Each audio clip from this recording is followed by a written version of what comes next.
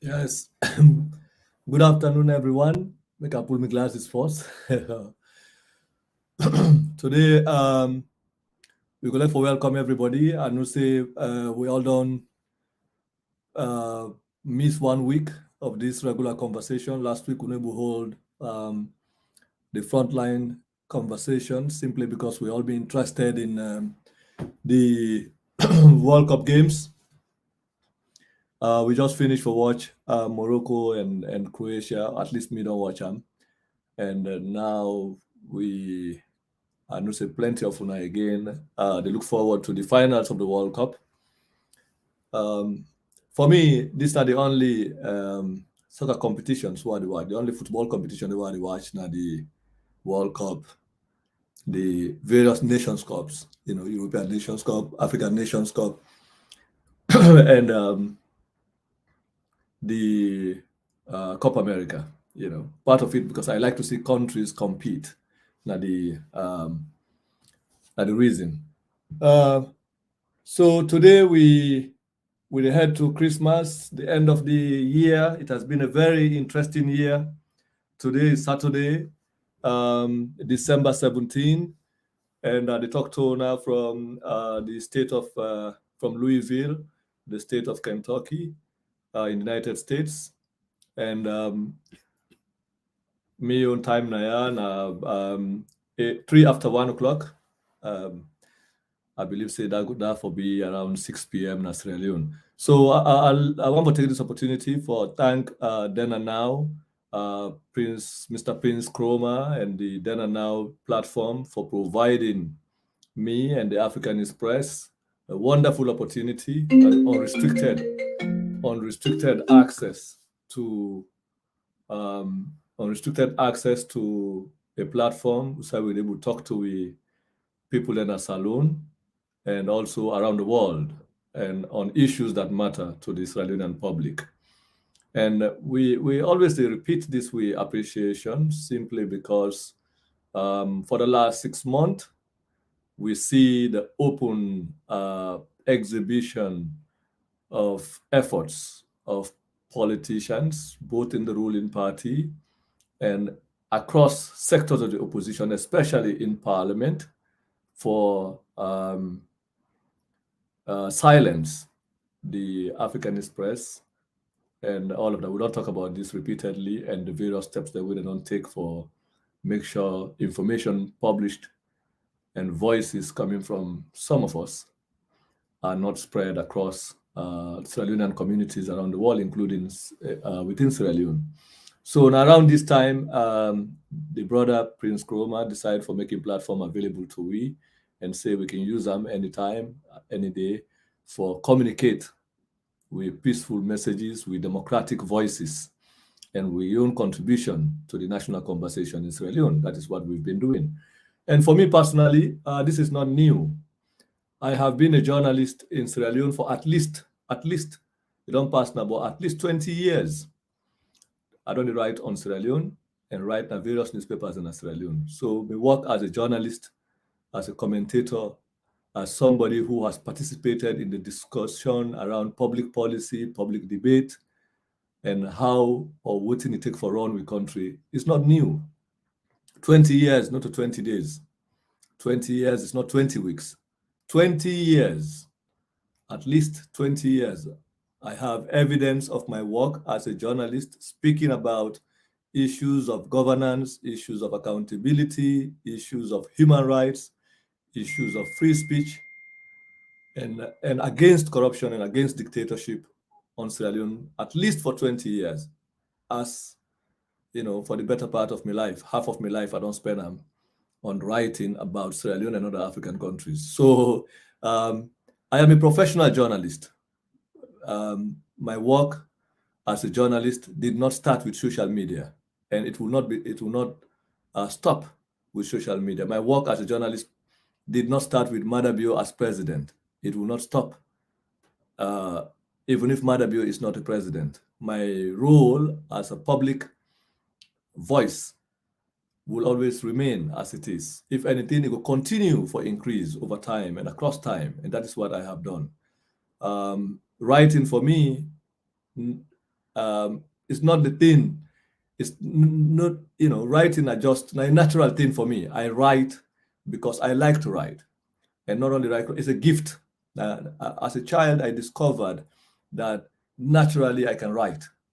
And that not only that, over years, across the years, over the last 20 years now, I realized that anything where I write, it get a life of your own. It take a life of your own. No matter how you know want to engage with a writer, you must engage her. Either you silent, but you cannot ignore it. That at the point. I realized that as a child. So over time, I developed my own strength as a writer, as a journalist, as a public commentator, and hold an opinion of my own. So I want to lay that as a premise. So why make a start that way? Now for open up the basis of today's conversation, which is the effort by the current political groups and politicians in Sierra Leone for things say they have a capacity or they have the ability for stop some of we from participating in the discussion on public policy in Sierra Leone. That is impossible for them to do. So why I want to say that, because this not to guess with the guess now. We get evidence, mountain of evidence that we have gathered in the course of the last 2 years of various efforts for affect free speech in Sierra Leone, and using our own case, our own experience as an example for illustrate the continuous effort of the government and sectors of the opposition, members of the opposition in Parliament and their friends outside of Parliament who have been working over time for frame up, for set up, and for silence people like the Africanist people who are attached to the Africanist press, including myself and other people in the country who do not agree with the system of affairs. And that I want to talk about. To the extent that now they don't even hire, they've gone as far as hiring foreign companies and foreign experts in their effort for stifle free speech in the country. Basically, they've hired cyber mercenaries against citizens of Sierra Leone who have refused to be part of the corruption that is taking place in Sierra Leone, who have taken upon themselves the responsibility for speak out against injustice, against human rights violations, against corruption and the mismanagement of public wealth. So the government not get no way for do now, then decide for spend more money for protect the ongoing effort for thief country money. You understand? And that's what we talk about today. How the government of Sierra Leone, supported by Parliament, has gone as far as hiring foreign companies and paid them money, public money, our money, the money of Sierra Leonean people, paid money from the treasury to foreign companies to build for gatekeep access to information, and also for harass and undermine the effort of citizens where they talk about accountability, transparency, and good governance as alone. And with the first and foremost, today's conversation, this is going to take a long conversation. Today's conversation is going to be based on our own experience, my own experience as a journalist, as a Sierra Leonean journalist, and also the experience of my organization that I'm attached to, the Africanist Press, which has been, at least with all humility, at the forefront of the fight against corruption in Sierra Leone, whether you want to acknowledge them or not. We have served as today we are the last line of resistance to corruption and injustice in Sierra Leone. We will say that arrogantly if we want to become arrogant with it. So we want to talk about cyber surveillance. We think that people need to know about this because it's a human rights violation. It is a new development in the politics of Sierra Leone that people of Sierra Leone need to be aware of. A new pattern of dictatorship, where don't emerge as a consequence of the internet, as a consequence of the liberation of the instruments of mass communication. Now, government don't realize, say, although they get radio stations, they get newspapers, they get all of the traditional media where they don't keep away from, they cannot still silence us. And then don't go to the point now of hiring expertise, technology, use technology now for, say, what can we do? What do we go do for make sure say them people, yeah, we will able to control, we will able to buy them, we will able to bribe them, we will able to suppress them. How can we surveillance them? How can we monitor what they do in an effort for undermine the work when they do? Now that I want to talk about cyber surveillance. What is the ongoing cyber operations against citizens of Sierra Leone? I will use my own example. I will also explain how we learn about and how we investigate. We have never spoken about our investigations. Today, I want to give some kind of a window into how we investigated the current cyber surveillance. I'm not going to talk about them all, but I will talk about some of it and areas, people who will learn. I will in future, in fact, we are writing the next report where we intend to go more profoundly into details, showing people who have been affected or who are under surveillance. We don't talk about WeSef. We could talk about one or two individuals. But maybe not African Express published an article a couple of days ago, which we talk about this the development of cyber surveillance, the hiring of an Israeli company named Cognite.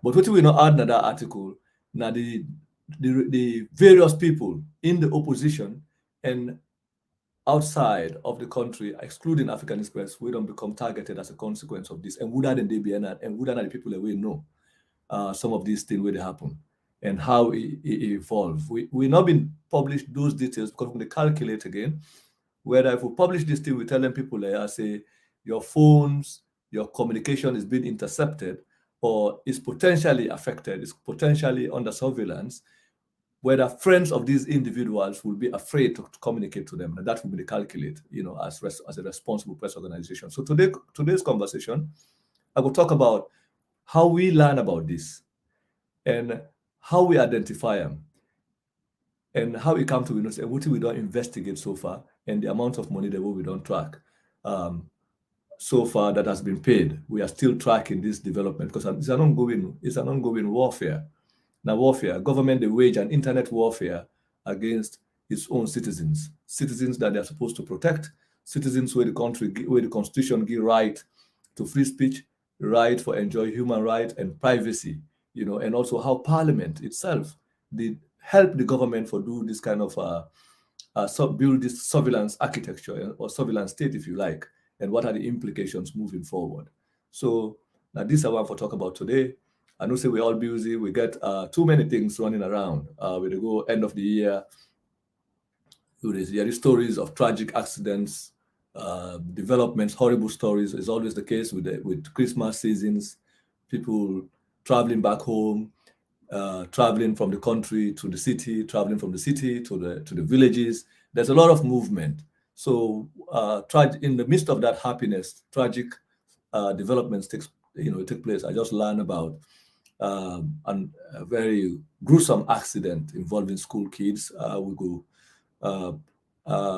extend sympathies to the families of these kids who have supposedly or who have reported they died in that accident, who have suffered injuries. We will continue to pray for more protection and appeal to drivers and people in Freetown and in other towns across Sierra Leone who are currently enjoying the Christmas season to make sure that they then do so responsibly, taking into consideration their own safety, the safety of their family members, the safety of their neighbors.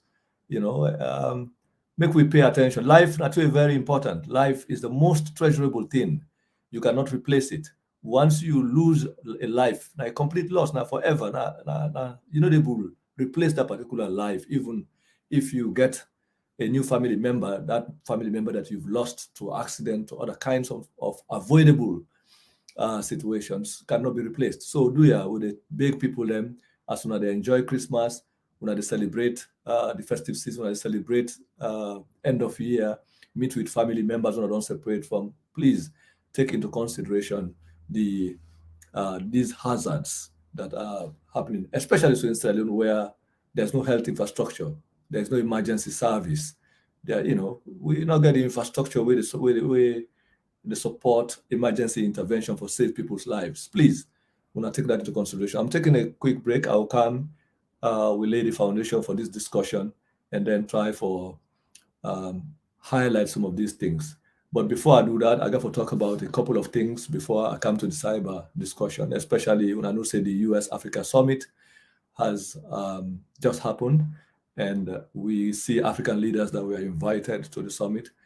We see the propaganda from, as is always the case, from Madabio and your own, coterie of communication people who, anytime they meet with a Western diplomat, Western government official, then just they lie. Even when they meet with diplomats, they will always lie about the encounter.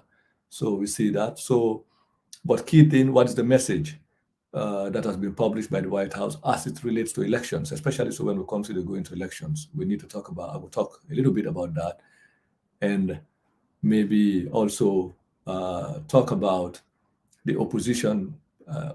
In relationship to that, I will mention the opposition press conference. I mean, the APC's yesterday press conference, in which they appear to issue a statement belatedly talking about all of the issues we've highlighted, what is the importance of that, and all of them. And then, of course, we could talk about the subject of today's conversation, which is cyber surveillance in Sierra Leone.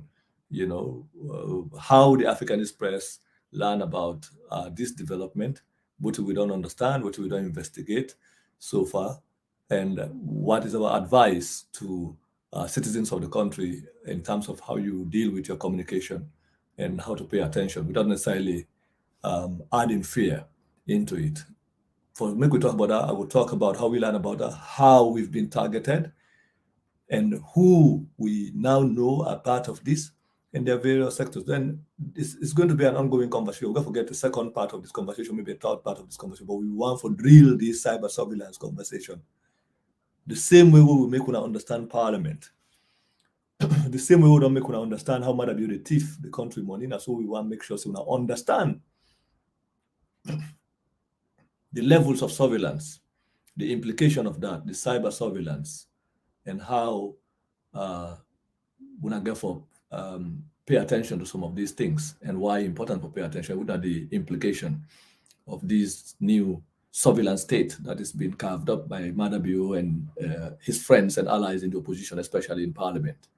I know say many of you would talk about Parliament all the time, some, especially for political party supporters who love some of these politicians, it's a very uncomfortable discussion for you. But we cannot pay attention to your discomfort to the extent that we have to avoid the most important issues of the day, which we think say they affect the country. For me, the country comes first, regardless of the politicians that you support. The fact of the matter is, there is no politician in Sierra Leone who is a stranger to me. I know these guys. I know them. And each one of them, at one point or the other, has tried to bribe me. They don't try to do that. Sometimes I try to keep conversation between myself and people that happen behind, the scenes as a private conversation. But I want to tell you, say, there are few of the politicians that you support who have not tried to engage me, forget me for support their parties or their own agenda at one point or another. And they failed. And some of them also have sent business people, other people for cancer, and they bribe me. I have mentioned in the past how a businessman came to me, say they don't give $1 million for me. These are not allegations. I have the evidence of this. And if people ever talk about it and they listen, they already know. And these are individuals tied to opposition parties and tied to now government, the current government. They have tried to bribe me in the past when Anas Kuruma was president, and they tried to do the same when Madabio is president. So I begin to wonder, what is wrong with these people? Where is their allegiance? Where, thieves man, they forget honor, they forget principle, they forget something we don't believe in. But as I say, we have gangsters who have no morals, no rules of behavior. To them, for thief, they're not the only thing we don't care about, how to loot public wealth. So, but that is a different thing.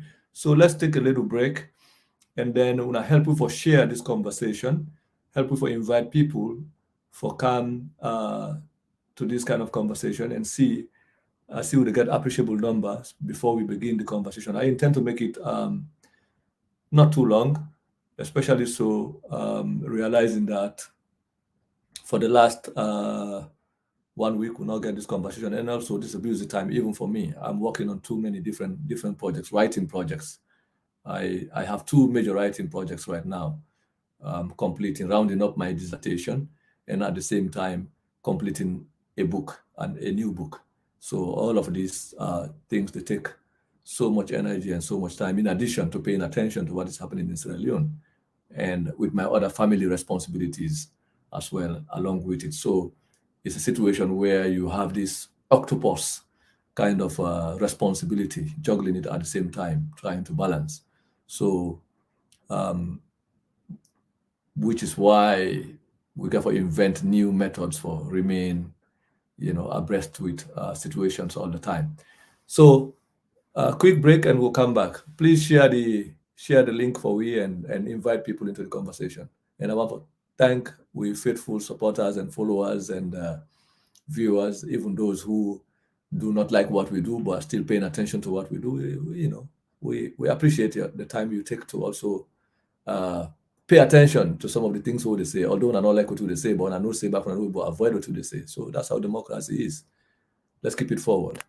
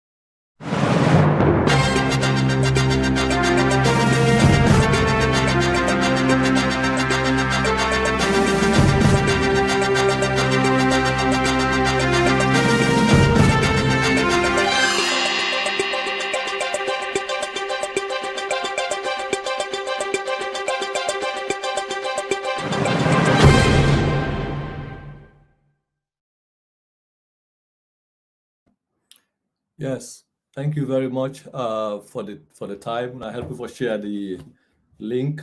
Maybe we take a few 2-3 minutes and see how we go invite some of we colleagues and friends to assist with inviting more people. We appreciate the number that is already here.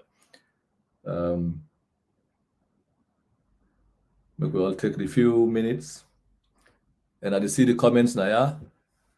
Already. Mother is a thief, and thieves are liars. And Abine Suma, Patrick, Dust, respect, bro. Then we see Cecilia Boma, Cooper,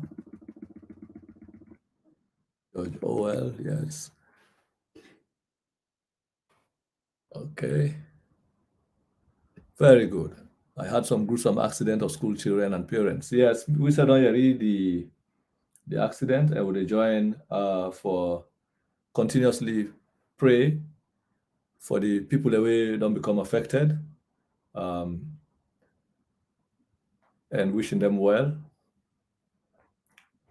and sympathize with families who have already lost kids or family members in the process. I'd already say that. So today is the 17th of Saturday, the 17th of December 2022, of course, and this is the Frontline show, the public conversation around good governance and corruption that is always coming to you and presented by myself, Sharon Oba of the Africanist Press. And we want to thank the Then and Now platform, Mr. Prince Kroma, for allowing the opportunity for use this platform for communicate with views to the Sierra Leonean public. So if I remember last week or a couple of days ago, make I pull the article up here so that we will get a reference. On the 7th of December, I think that was 10 days ago, we published what we call in the Africanist Press, hired surveillance, how Sierra Leonean officials paid cyber intel groups to target journalists and political opponents.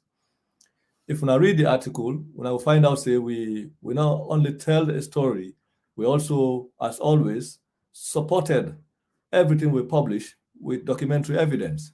And in this case, we publish a sample of, make I just count, 1, 2, 3, 4, 5, 6, 7, 8, 9, 10, 11, 12, 13, 14, 15, 16, 17, 18, 19 transactions, 19 wire transfers, evidence of 19 wire transfers.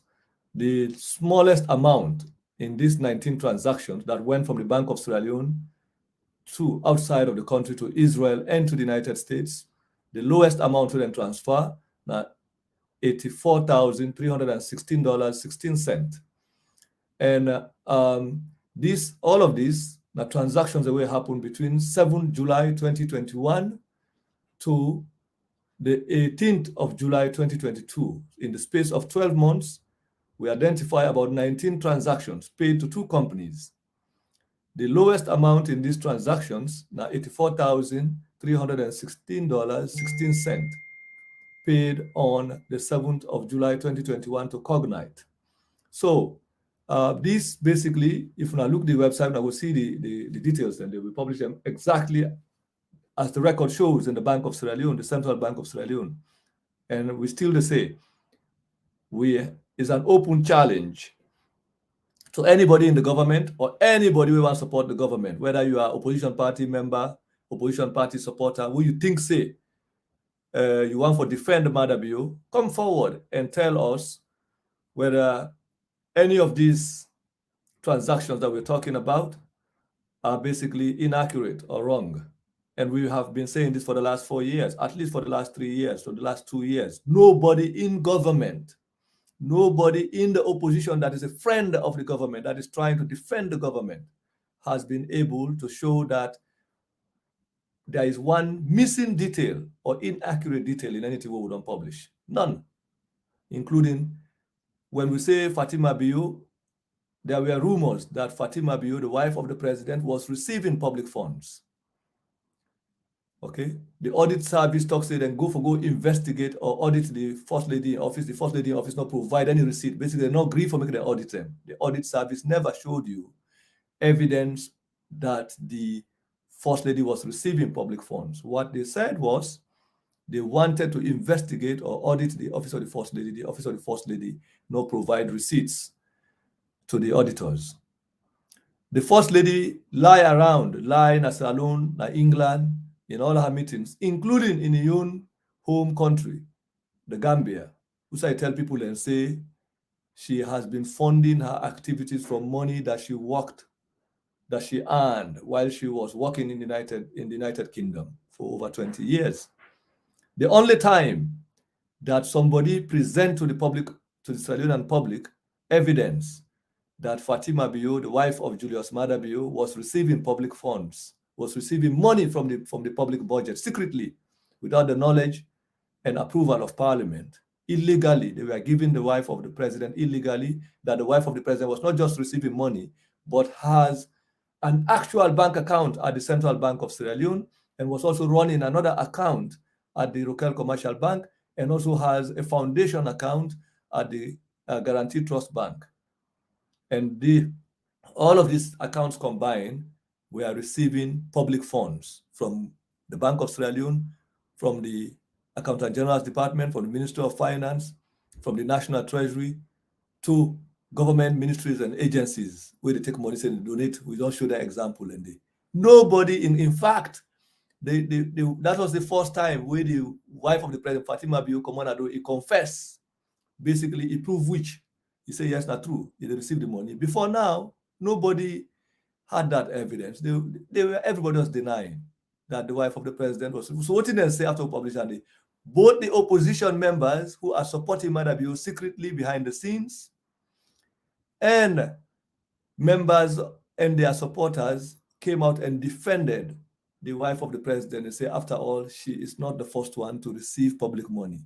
But even when they say that, none of them has ever produced evidence showing that any other First Lady has operated a government account, has received direct public budget from the National Treasury. Up to now, nobody.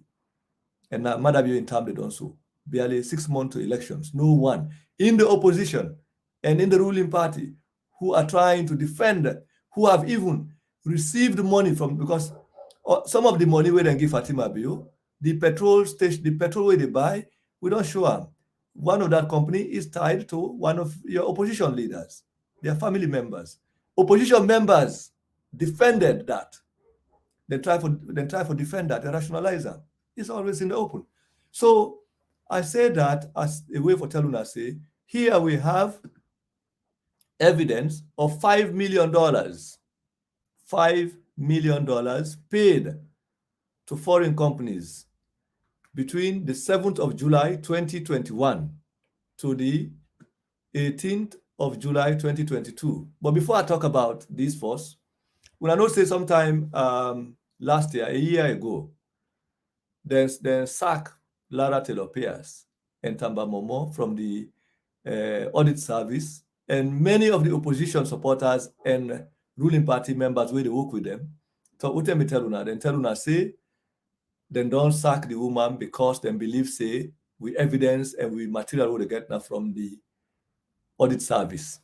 Now they would get we material. Basically, they accuse, not a rumor. They are party member supporters, including Sori Fofana and other journalist Lance Berry, who is the Lance Anagberry, who is the ambassador of Sierra Leone to Switzerland, wrote in an article saying that the African express they get material from the audit service.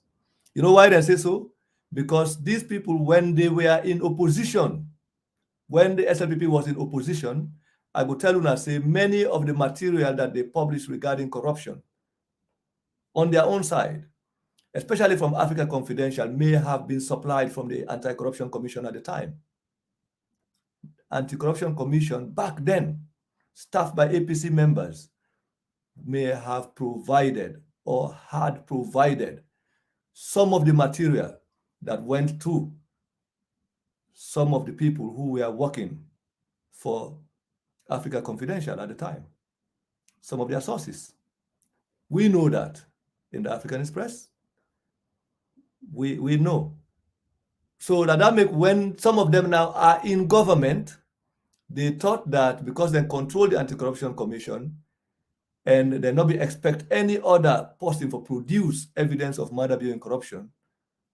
So when they saw evidence coming from the Africanist press, clear evidence of the loot of public money from the Bank of Sierra Leone, the Central Bank, and other government agency and department, they had to think, who said they were to get the information? How did they get her?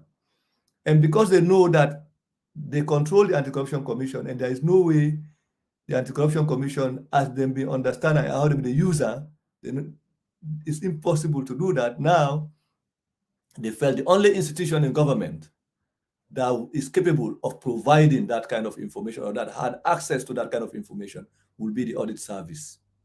That makes them accuse the auditors, both at the audit service and those within MDAs that now then they work with Africanist press, because that is how they operated in the past. Marteluna today. So this is how they came to the conclusion that Africanist press cannot have access to information about government financial operation without them being aided by either the audit service or the Anti-Corruption Commission. And because they get control over the Anti-Corruption Commission, which they had used in the past, people in the Anti-Corruption Commission who worked between 2008 to 2018, by the way, they are APC members, were the very people who worked with some of the opposition elements back then for providing information about graft and corruption of Anes by Kuruma in government. And they also used the commission at the time. Your politicians in the opposition in the APC did that. So because now, many of them who did that in the past are also working with Madabio for Protect Madabio and accuse their own party leaders and party members and so-called party comrades of corruption. They felt the only way we could produce evidence, it could either come from the Anti-Corruption Commission or the audit service. And because they don't think, they don't fence the Anti-Corruption Commission, so they think the only institution where they not control are the audit service, because Lara was not supposedly on their own doing their bidding. So then believe say the only way we could understand how government they operate and know evidence against evidence anti-corruption audit service, because they no can receive in their own thinking details of financial operations. But here is the thing. No journalist in recent times, in the last 20 years, at least, has produced the kind of evidence that we have published, publishing basically on the minute, on the hour, live evidence of government transactions. We might have you take 1 leon, we say you don't take 1 leon. We take 10 leon, we say you don't take 10 leon. And nobody in government has been able to say anything will be published, not to so it be, including the very president. The wife of the president admits, he said, yes, the money we said she was receiving it. He tried for justifier. So why I start this way about Teluna, why it became necessary for the government for decide now say, with all the sack when not sack people, including the audit service, they don't run sack everybody in government, from the banks to the ministries, to the government departments, to agencies, from State House, to the commercial banks, to all sides. They look down at the people who work with Africanist press. They don't go to the point now, then they hire cyber mercenary companies for attack and see how they go understand how we operate. So some of the information that I'm going to share today, as you don't already begin area, not secret one and over area. Basically, I have found it necessary. Some of this information are still where they right now, the current book where they write, we are intent for publishing. Will come out very soon, because what you have been seeing and reading is basically the end product, now the final product of the operation now they produce. Now, by the time you read an article about how they operate, of something that don't happen, it will don't take several months of tracking the details regarding that article, how it come about, how that money they come about. We don't take months. They watch till we find out. Say, okay, we get this information. We wait. Now this at the right time. I'll pull this information. We pull them. Boom. But not on the day we pull the information, or the day before, or 2 days before that one, they will be not already understand that this thing happened. No, we don't spend months. They watch. They piece the information together. They find out. They say, let's see how this thing is going. So basically, today is an opportunity for make I begin tell you the window, the backside, the behind the scenes operation of the African Express, how we can understand stuff, some of the things the way people can try for do to we, and how we can sit on the watch. So I am basically revealing to you an aspect of our work and our operation, not in detail, but on the surface of it, that you have not read about. And basically, what I try to do, I try to share a tiny bit of what I write right now inside my book about how we investigate this government, what we encounter. Because I don't want to go read my book again and begin to say, oh, we don't see this. Here you go see.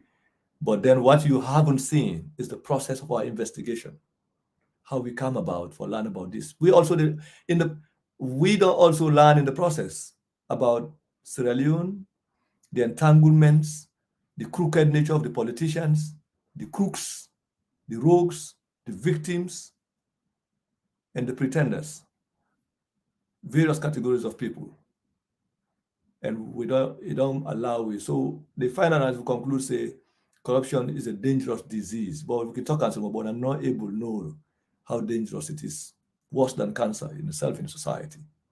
So now that's one for talk about. So basically, if we now go back to the publication at the website published on the December 7, 2022, hired surveillance, Sierra Leone officials pay cyber intelligence groups to target journalists. We talk, say, we investigation done uncover, say, Sierra Leone officials, they paid at least $5 million to cyber intelligence groups, including a known cyber surveillance company where they call Cognite. We all go to hear about Pegasus and all of these NSO groups. And this is one of them, one of the most proficient ones. And then go higher. They paid them money for target opponents of the regime. So government go buy tools, then buy the technology and hire a technological company to help them for begin monitor people and where them believe, say, that critics of the government, people, including we. So this sort of talk for, say, we suspect the government, we believe, say, Mother Bill do this, we believe, say, the politician they do this. No, the evidence exists. Not only the evidence also tied to people, tied to banks. So in the transactions, Naya, if I can go back and pull up the document today, on the 7th of July, 2021, the government, through the Bank of Sierra Leone process on the instruction of the president, 5 transactions in one day. The first money we then sent on that day was $218,841.82.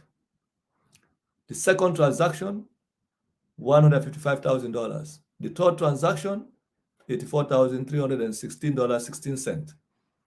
The fourth transaction, $218,841.82. The fifth transaction, now $155,000. So in total, Naya, in this single day no more, the government almost transferred $1 million to Cognite. And within Cognite Technologies Israel Limited. And waiting and pay this one. So they say the bank record, now they read so now. The bank record say payment in respect of purchase of cyber intelligence solutions for national security operations. Payment in respect of cyber intelligence solutions for national security operations. Then on the 1st of October, 2021, they also transfer $310,000 to the same company. The same thing again, payment in respect of purchase of cyber intelligence solutions for national security operations, cyber intelligence. Then on the 18th of July, 2022, they also transfer $630,000 to the same Cognite Technologies Israel Limited. Again, payment in respect of purchase of cyber intelligence solutions for national security. In total, these sample transactions were already to no more.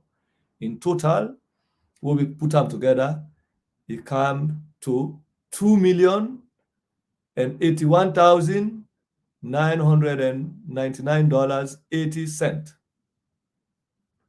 $2,081,999.80.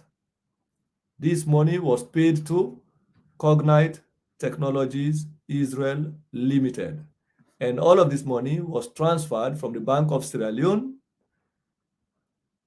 to Cognite in Israel through the Standard Chartered Bank South Africa. And the instruction for the transfer of this money came directly from the office of the president.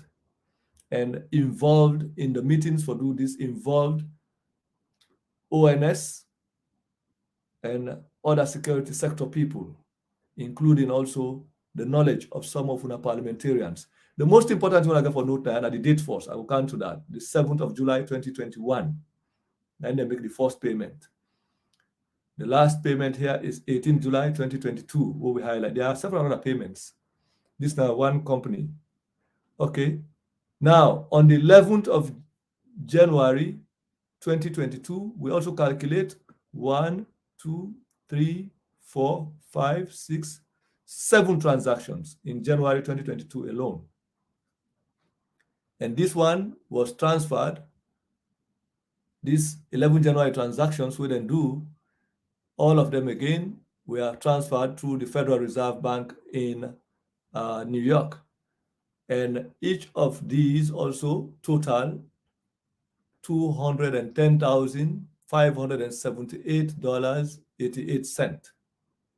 And then this way again, they send it to another company we then call North Star Enterprise. North Star Enterprise. And the bank record say the reasons for these transfers are basically in respect of the payment of 15% now advance, 15% advance payment for the supply of special public order equipment for the Sierra Leone police. The other one, they say cyber intelligence solution. This one again, special equipment for the Sierra Leone police. These are all counter intelligence operations funding. So on the 18th of July, 2022, so there were five different transactions, all in the amounts of $210,573.88. All 5 transactions, 1, 2, 3, 4, 5, 6, in fact, 7 transactions.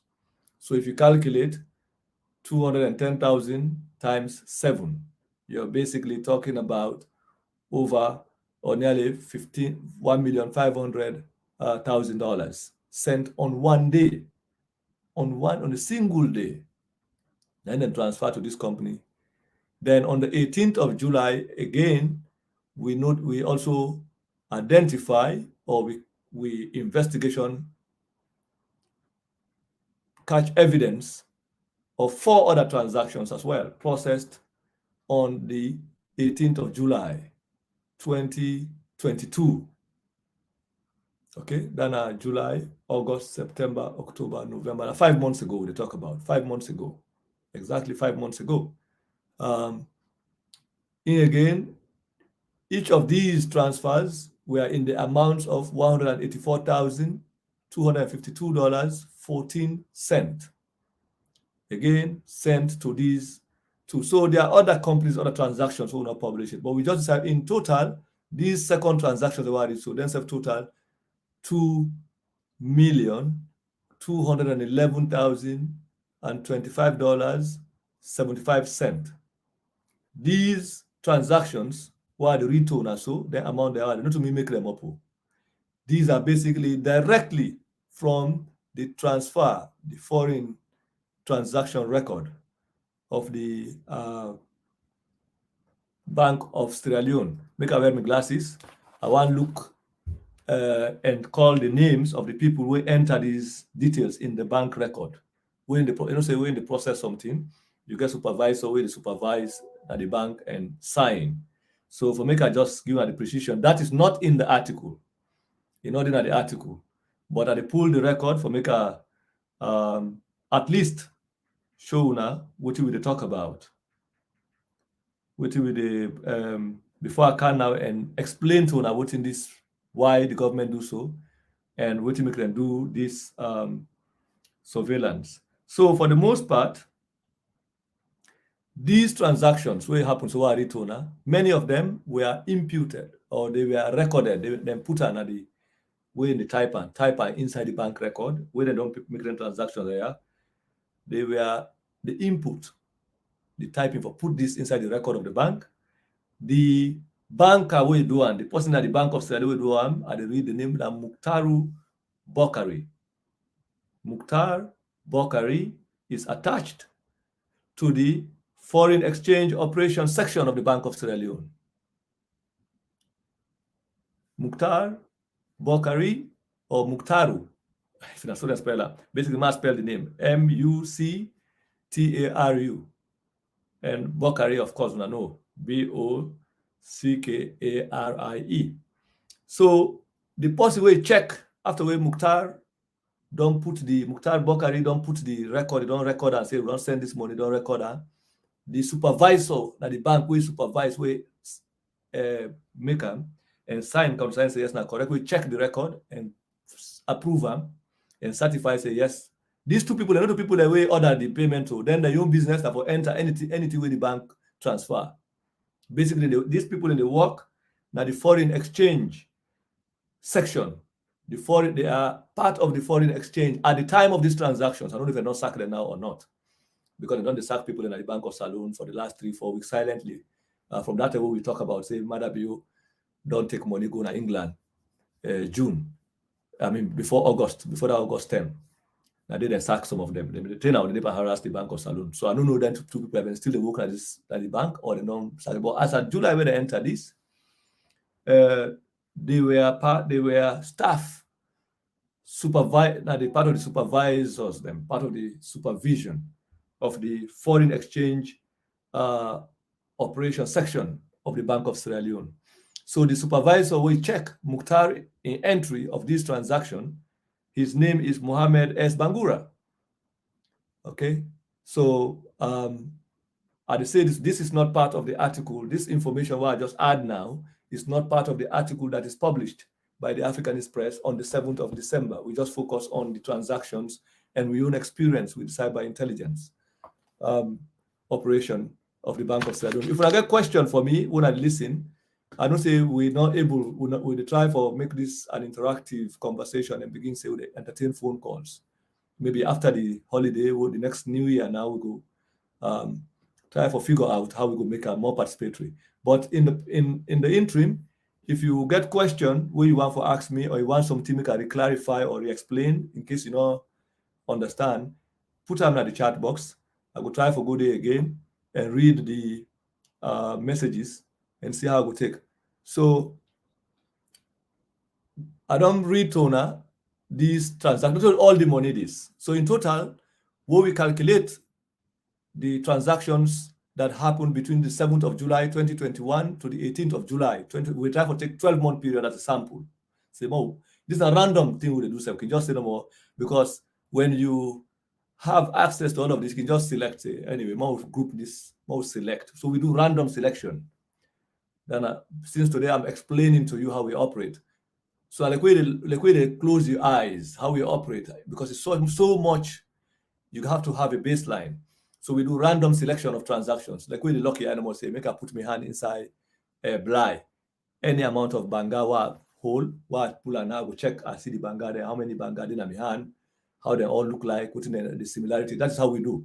So in a random selection of transactions sent by the Bank of Sierra Leone, transferred, wire transfers, to what we don't identify as cyber intelligence companies, we able to identify these almost close to 20 transactions or 19 transactions that reflect payment to cyber intelligence companies for buys for the payment of cyber intelligence solutions for national security operations.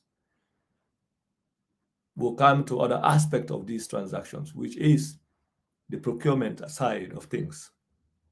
Whether how the government managed to identify these companies, was there any knowledge of this situation? The public will know about NTR. Was Parliament aware? where was the procurement or the choice of this company comply with rules? Was it advertised? No. So these are all other violations, apart from the money where they don't send, apart from the violation in terms of buying cyber weapons for target citizens. The other violation are that even the procedure, it is a secret operation. This, by the way, this is a secret operation. It is a secret operation known by the president, his security people, his bankers, Minister of Finance, and also other key leaders in the opposition. We work with them. We then think say we don't work now an obstruction to their agenda. Now they no more know this there. Now they no more aware say this thing they happen. And in the investigation, we find out we can know. Say some of them, in fact, some of them were former ministers and current leading parliamentarians in the opposition in parliament. Some were former ministers and it's by Kuruma's government. They are aware that this situation is ongoing. They never spoke about it. In fact, they are part of it. That's not the greatest surprise to some of us. And these are not accusations. These are things we encountered in investigating this situation. So random selection, in total, we find out that almost $5 million has been sent to cyber intelligence companies secretly from the central bank to Israel, especially Cognite Technologies Sierra Leone Limited. Cognite Technologies Israel Limited for buy these cyber solutions. So that we'd already tell us. So in addition to, we find out, say, as we go on the website, we go read them here. So why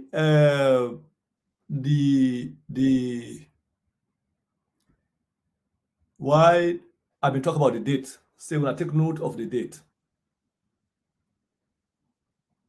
When I take note of the date, the 7th July, is very important simply because around the same time the government passed or Parliament enact the cyber law, the cyber crimes law.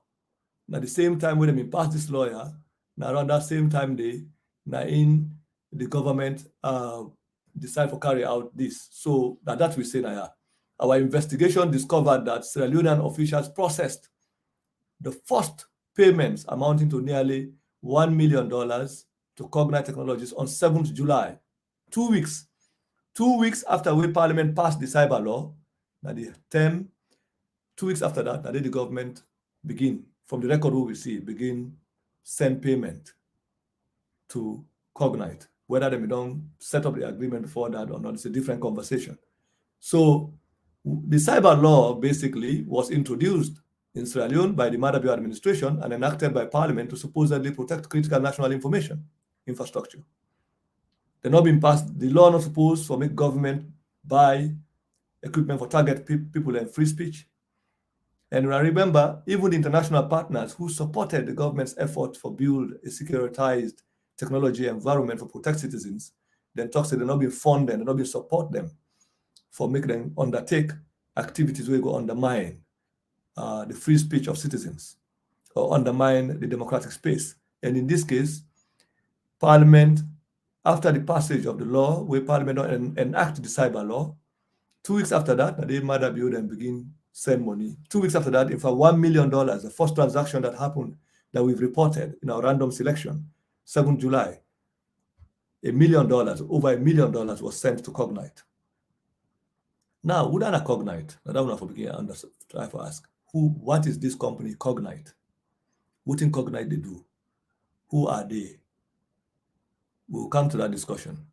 So at this stage, there is no question whether the government of Sierra Leone is undertaking cyber intelligence operations against citizens. What in other cyber intelligence operations? The cyber intelligence operations here are basically operations where the government targets known critics of the government for intercept their communication for what they call hack into their communication, either them social media accounts, their emails, or their telephone conversation for listening to the conversations that we they get, so for understand what they plan and what they want to do, and they go to counter that or do something in relation to that, or try for implicate into other things. So we'll talk about how Cognite they operate and what they try to do. But what am I trying to say here? Within this evidence, show we, what we can find out that the government not buy cyber intelligence tools for protect citizens. No, they bought these tools for carry out operation against known and identified targets, citizens of Sierra Leone who they believe and know are critical of government operation, including myself and other people in the African Express and other politicians as alone they with the part of the opposition within the target for surveillance. We not list that, we not publish that evidence. They list the names and phone numbers of people. And I know they do that now because again for day in the subsequent publication. Today, I go tell you now how we learn about this and how we have been targeted. Some of it, the fight is still ongoing between ourselves and the government of Sierra Leone up to now, or the agents of the cyber operation. And the good thing that since we published this, since we announced this, we don't bust out, say we don't see this company, we know. Some of that attack with the attack with communication, social media, communication, Facebook, WhatsApp, and email attempts for hack, they don't begin roll back. So, but today I will explain to you now how we learn about this, how we have been targeted, and what we did to protect, for begin observe, till reach point now we begin protect against that. Basically, we don't know say this thing that happen. We wait, they watch, and accumulate the evidence. What the government and their own allies are not be know. Now, the fact that we don't know say that they do this, and that we be watch them for see how they operate, how this thing they work. Basically, now we they watch, including the attack that they've attacked us. We will investigate and see them. We say, okay, make we wait. Let's leave the situation as it is. Like we say, thief man, they can't thief no more. You don't watch the thief man. You wait for until he try for prime the domot. You dey inside the wait. You hang in a corner. You wait till he open the domot. You come inside the parlor. You commode. You don't gather. You go in the room. They begin gather. So what you can do? You lock the domot. You wait. We don't gather. All you want come on and say, "Paddy man, tilapia. Who side they go? Who side come on?" So at that point, the thief man will go for lies. Say, "Hey, no, I can't greet somebody because there is already evidence of breaking into the house, evidence of looting, evidence of gathering the loot and trying to leave the Yuhola." So the evidence don't complete. That is what we did with the government of Sierra Leone and its cyber intelligence operations. We saw them doing it. We waited. They attacked us. We waited and allowed them to complete their operation and these transactions. And after that, now is an opportunity for us to inform, because we'll not be waiting for that. They will not forget the complete picture of what they have done, what they were doing, and then we're not able to explain to them what did not happen and how. And some of it is still happening. Some of it is still happening, ongoing. So, but now we feel that the opportunity is now for bringing into the conversation. So, key point before we forget. Number one, Parliament passed a law in June 2021 for a cyber crimes law, a law for investigate cyber crimes. Okay, and for allow government for, treat a telephone and electronic communication as a crime equipment, for even seize them in the process of an investigation or prosecution of cyber crimes. On the surface of it, they say they try to protect people against cyber criminals, terrorists, where they use technology for attack government. Okay. In the real sense of the word, yes, government get the responsibility for protect each and every citizen. The protection and security of the lives and property of Sierra Leoneans rest within the law enforcement agencies of a country, right? The defense and security of the territorial integrity of a country rest within the responsibility and domain of government. In the exercise of governmental responsibility, governments also have restraint. They should do that in consonance with the law. Respect the law. Those who are lawyers, they know what I'm talking about. Unfortunately, many of these lawyers in the opposition are part of this operation. Then some of them know what is happening. In fact, some of them assisted the operation against the African Express and other citizens of the country. I will talk about that briefly as we go along. This is a learning, it's a teaching. We don't learn a lot from this, and now we opportunity for share some of what we don't learn. in the process. It's an interesting environment.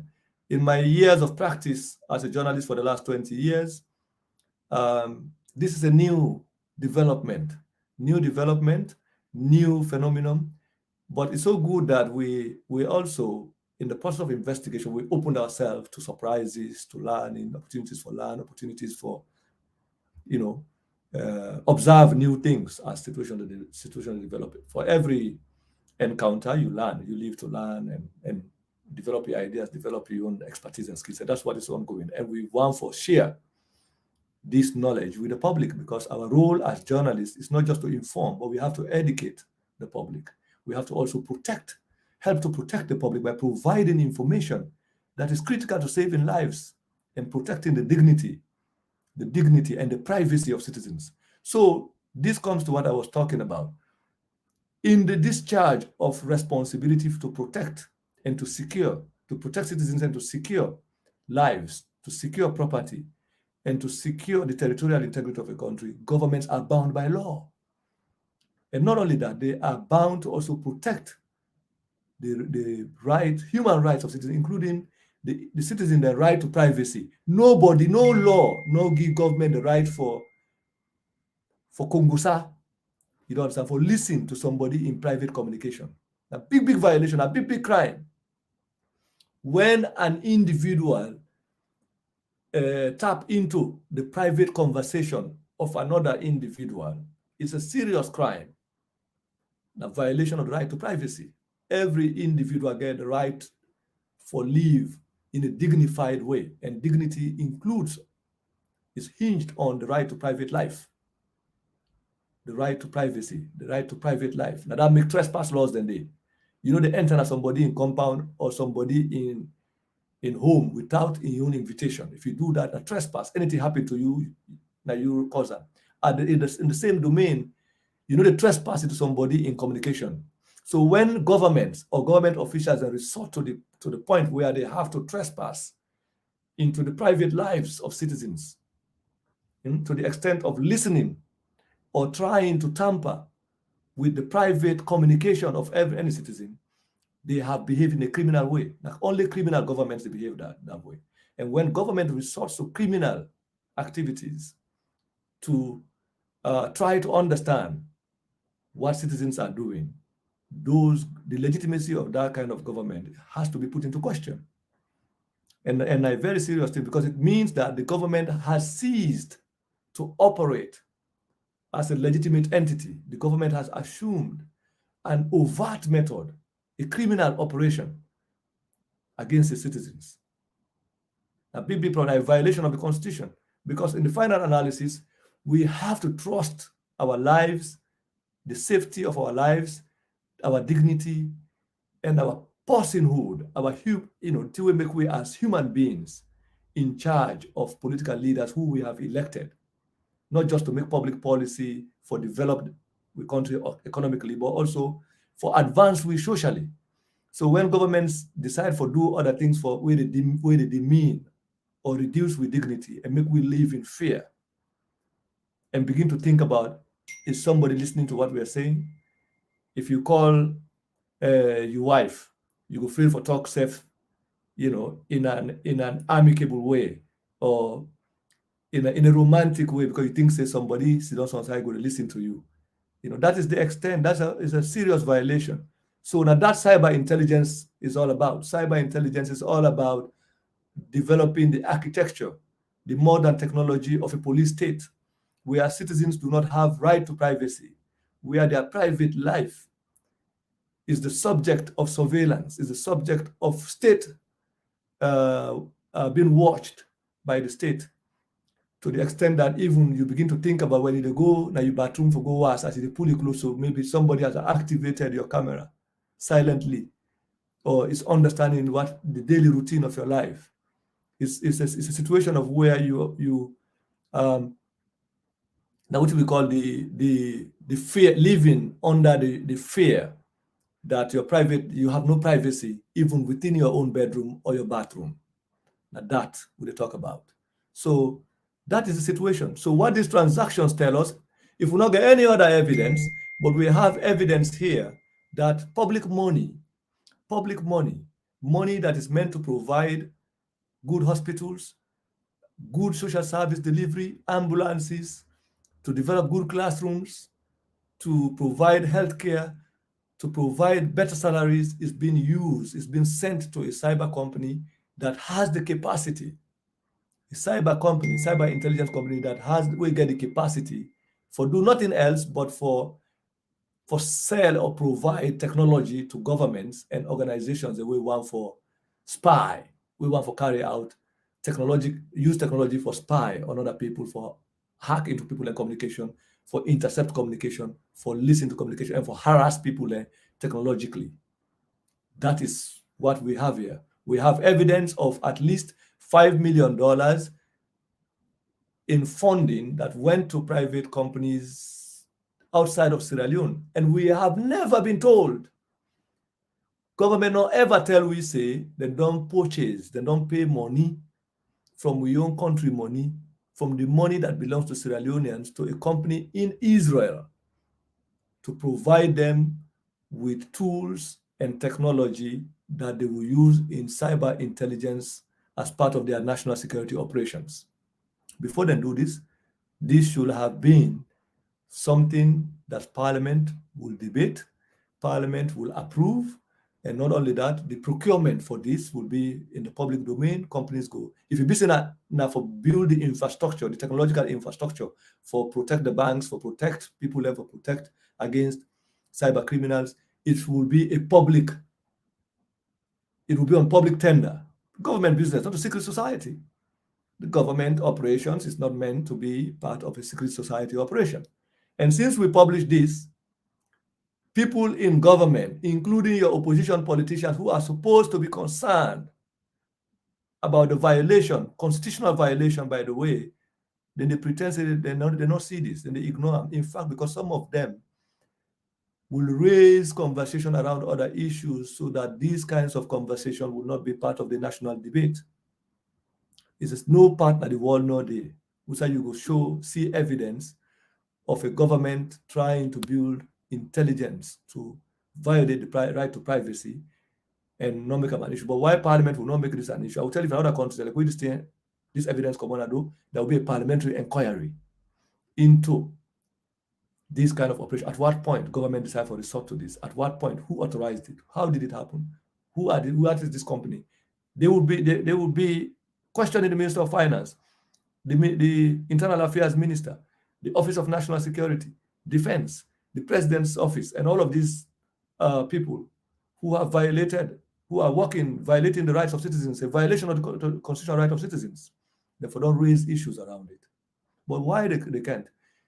Parliament did not only pass a law in June 2021 for arm the government with the legal basis for begin use cyber tools like this, but also 1 month ago, Parliament passed a law where even empower these security agencies now for do reconnaissance, for even take a person and put her near you. Somebody go to Ghana office go work there, where we say the undercover agent for legalize undercover operation, for do sting operation, where they can also say this organization get computer, you can't seize them. So basically, they strengthen the law that will allow government to legalize and authorize the government for get legal authority now for carry out this kind of operation as a legal operation. That is what the new National Security and Central Intelligence Act of 2022 passed about a month ago. These are laws that we count all the Parliament at the same time we count the public elections law. In April, Parliament we get at least 4 laws with all the Draconian laws there. And this include the public elections law. We know what the public election law don't do to the country now. The Political Parties Act of 2022, the National Security and Central Intelligence Act. These are all laws that are against the free exercise of the fundamental rights of citizens, including their right to expression, right to free speech, right to conscience, right to privacy, and right to political association, and the right to vote. So basically, Parliament, together with the ruling party, participated in the development of the legal landscape. We authorize these kind of things they want to talk about. They are not innocent. This is why right now, then you won't pray and make this kind of conversation, not even occupy our mind, but it's the most dangerous thing. Now I will come talk about how we learn about this. But I just want for talk say, if we not get any other evidence, we now have evidence, not guessing. The same way when I've been a guest, they say Fatima Bio, they receive money, then they deny they not receive until published. Now we not get any doubt, say Fatima Bio, they receive money. If they receive per diem, if they receive budgetary allocation. Parliament not do nothing about that. If we have been a suspect, say, government they try to hack people, then they do cyber surveillance, then they listen to una, then they listen to una, they talk, when they're afraid. If you are suspect of a suspectant, this is the evidence now showing that they not only they do that, they don't pay millions of dollars for that. And we don't not only show that the saying they do, we don't show that the money where they don't pay to them, when they pay this money, how they pay the money, to who that they pay the money. And by the way, you cannot spend 1 Leone from Sierra Leonean public funds without following the public finance regulations and laws. And in this case, all of these transactions where we read Tona, none of them has complied to the laid down rules of procurement, to the rules governing financial operations where government is supposed to comply with. And as far as we know, this is a secret operation. You cannot spend government money secretly. Now, the same secret way that they give Fatima Bio money under the table. Now, the same under the table, they don't use for send $5 million to companies for buy technology, way for spy on people. Due to guess, I'm not guessing this. This is Audit transaction. You can go to the African Express website and look at the latest article. Many of your parliamentarians and politicians, then they prefer to talk to now other things there. They want you to be focused on something else because they know, say, in the final analysis, when this discussion take root, their hands and feet and their heads and they inside. They participated in this kind of operation. They legalized it. They authorized it. Parliament has committed the most serious crime. This parliament, this fifth parliament. Parliamentary leaders like Cherry Coco and others. This is why we are constantly calling him out. Not because we hate him, not because we find out, say, they are part of the danger that has been created in Sierra Leone. Danger in the past APC and danger in the current parliament under Madabio. Many of you do not want to hear that. I will say that openly because of this kind of thing. Any politician, opposition politician, will allow a government to build the architecture of a repressive state is a cancer to the people of a country, a danger to democracy. And whether you guys want to hear it or not, that is what we're talking about here. So what did our investigation find out?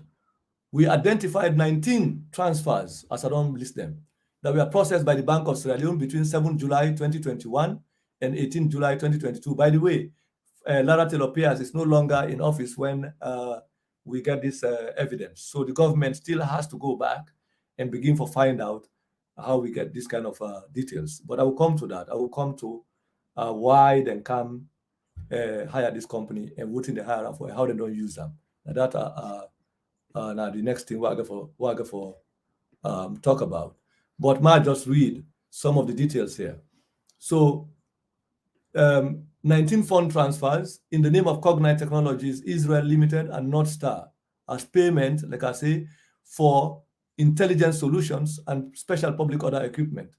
We found that 8 of these transactions total $2,081,999.80 were processed on several dates between 7th July 2021 and 18 July 2022 in the space of 12 months after we then passed the cyber law. Then this thing happened. So I don't return at the various amounts them. On 7th July alone, we don't show now how they send multiple amounts. Some 155,000, other one. The lowest amount on that day was $84,316,000. So the payments, I want to repeat again, the payments, the payment they are with the payments themselves, not the way the bank must sit down, they make so, or JJ Safari or other people. These payments were ordered. The secretary to the president, right? Ordered order of the Office of the President, and they were authorized by the Ministry of Finance, Accountant General's Department, the Ministry of Finance, and they write the letter after they receive the instruction from the President for pay cognite. Then the bank now processor. I don't read tone, I will then processor, the one that we enter, the way type the record inside the bank. I don't call the name. Mukhtar Bakari and Mohammed Bangura. I don't read the name. If I don't say anything, I can repeat again.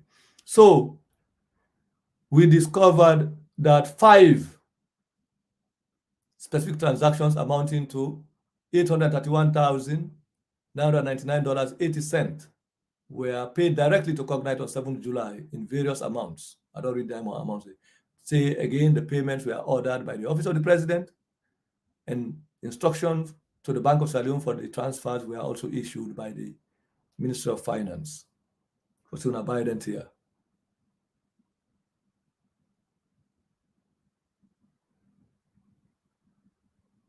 So in total, we found that the Central Bank of Sierra Leone transferred over $2 million to Cognite Technologies during the first 12 months after when Parliament passed the cyber intelligence law. Now, was Parliament not aware that government was about to buy these cyber intelligence tools for begin spy on people? Are they not aware? They not been know? Have they investigated how the law has affected Sierra Leoneans? So again, all of them transferred that I would talk about. They were processed from Freetown. They went through, they send them go as the wire route. You get 2 main way. Standard Chartered Bank in South Africa. I didn't wire the money through. And again, the payments were listed for cyber intelligence services and solutions for national security on behalf of the government of Sierra Leone. Then pay this company purposely for provide them with the technology we then go use in special cyber intelligence operations. What is cyber intelligence? I will explain this. So I don't talk to you about also the money we then passed through New York, the Federal Reserve Bank in New York, also more than $2 million. In total, all and all we calculate. And there is more, because when I see the one way in North Star at 15%. So if you calculate $2 million in total as 15%, now imagine what will you round that amount to 100%, what will it be? That was an advance payment to North Star Enterprise. So Cognite, we can't talk about them. Who are Cognite? What is Cognite? What do they do? Whether a good company, a bad company. What in the world think about Cognite, including the American government, Meta, when a Facebook, and then get Facebook, the Mark Zuckerberg company. What in them be don't find out about this Cognite and other companies. There's a report on them. International report issued in December 2021. The same time, Salon begin paid in July. December 2021, Facebook, the one that we get Facebook, Meta, the company Meta, owned by Mark Zuckerberg. They investigate Cognite and other companies that way they carry out cyber intelligence. Now, 300 countries, they produce a report on the 31st of December 2021. At this time, Salon don't pay more than $2 million to this company. The company where they pay, then they part of 7 other companies where they don't investigate for the kind of way they commit 100 countries in the world. I can't talk about that. With government, even when Meta produced that report in December 2021, government still continue up to now, continue to pay this company, and they use them against African Express, use them against other people in the country. We don't name the people there. Why could not be published at this article for show them one day, because we still calculate what will that information do to the people who have been affected in Sierra Leone, politicians and other people who are affected right in the surveillance right now. How they go feel, and how them party them go feel. Whether you go get the courage for call the person again or talk to her. Will it reduce their telephone communication? How that make we not introduce that one, but we are calculating that. But for today's conversation, I will explain how we are targeted, how we identify the target, how we also know, say, some of the politicians that are the opposition that know about this, because 1 or 2 of them talk to me and try for psych me for no if I don't know say this thing they happen. And if you report to me, say fake, report to me, say, hey, they're not suspect, so person, they don't tap in phone. I get the communication. I tell them, say, no, a lie. That person they know the because the person where they say them tapping phone, one of the people they were aware say this thing they happen against one of your boss. And by the way, these are former ministers in Anes Nkrumah's government. Some of them are still close to Anes Nkrumah and now working for Madabio behind the scenes. I have their communication chat. They attempted to find out for me if we have the capacity to understand when cyber tools are deployed against a particular target, if we will identify it. And by so doing, they even lie, talk say, one of them colleague don't report to them, say, in phone, they don't hack them. That's when I give me the phone number. I checked it. I said, no, I lie. They don't hack the number. I have the communication basically, but then we identify, by then we not know say then they do this. When they do that, again, we know say, oh, that's why they try for test for know if we don't know say this thing they happen. The back and forth between we and the one. I have the record of the communication between myself and these people. I'm not naming their names, but right now I don't talk so they know. They know. So anyway, make I not detract from the conversation. So cognite that the government of Sierra Leone paid this money to has been identified by international governments and international companies as one of the most dangerous cyber intelligence companies where they sell tools, where they sell technology to government and organizations where they use for harass people in other countries. Facebook, Meta, we get Facebook, don't investigate this company and other companies and don't identify how they target other people in 100 countries around the world. I can talk about that report after the break what it take. So I want for pause there, make the information what I'm giving for sink in. And by the way, I am not talking about a fiction, not a fiction or not a novel I talk about. So I'm telling you about real-time development. I'm telling you about how politicians in Sierra Leone have hired international mercenary companies to target African Express and target other citizens in the country. And these politicians are not just Madabio, they are some of them are part of the opposition. They are aware. And they use this as one of the ways to which they targeted me and my work and the work of the African Express. The only thing is they failed in their operation. So every time I post on Facebook say the politicians and their allies in parliament and the media and civil society, now they are talk about. This is not fiction. So we don't come to a point with this. We have to inform the public about these things before it gets past to this because we don't observe them enough. And by the way, we are currently putting together a formal letter of complaint to the European Union, Parliament, and other organizations for report the government of Sierra Leone so that they can be investigated with this kind of situation. I want to announce it here because we are serious about this. We are not going to holler as I don't say press freedom, free press, and all of that. Then you are undertaking this kind of operation. The government of Sierra Leone and the Parliament have to come out and tell me exactly whether this is a legal operation and why they decided to spend this amount of money. The evidence is here. If they believe, say, this evidence not exist, we challenge them, let them come out and show, say, this procurement is legal. And they haven't used this technology against citizens, including myself and other people. Not a story I tell. I'm telling you about the operation of politicians who are your relatives, who are your party leaders, who are your neighbors, people that we sabi. Some of these people who have done this, now people ever don't sit down with in Freetown sometime in 2010, 2011, 2012, 2013, before I left there, I came here, talk with them. They called me friend in the past. They clapped for me in the past. Now they now decide to go to this extent. This is like trying to kill someone. Now, that's not the thing. I'm telling you about how politicians have targeted me and some of you because we are exposing the facade of Madabio's fight against corruption and the fact that the corruption fight now a joint effort of the opposition politicians, largely in parliament. We don't ally with Madabio for harassing young opposition people there. And they identified African Express and myself as an obstruction to their agenda because they think say, we will publish corruption of Madabio, will disable them, will prevent them for use that same corruption operation against the young political party leaders, especially in the APC, members of the past government, Anes Nkrumah and young group, where now they've all been a part of that cabal, they will loot the country in the past. Now they are joining Madabio to fight.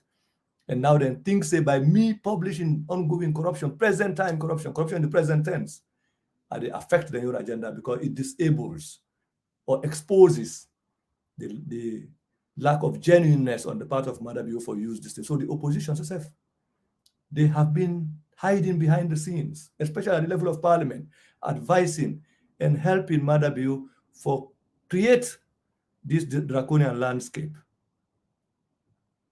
And these are the reasons we make call out parliament repeatedly. So when some of you, they defend them politicians, you don't know what you're talking about. You don't know what you're doing.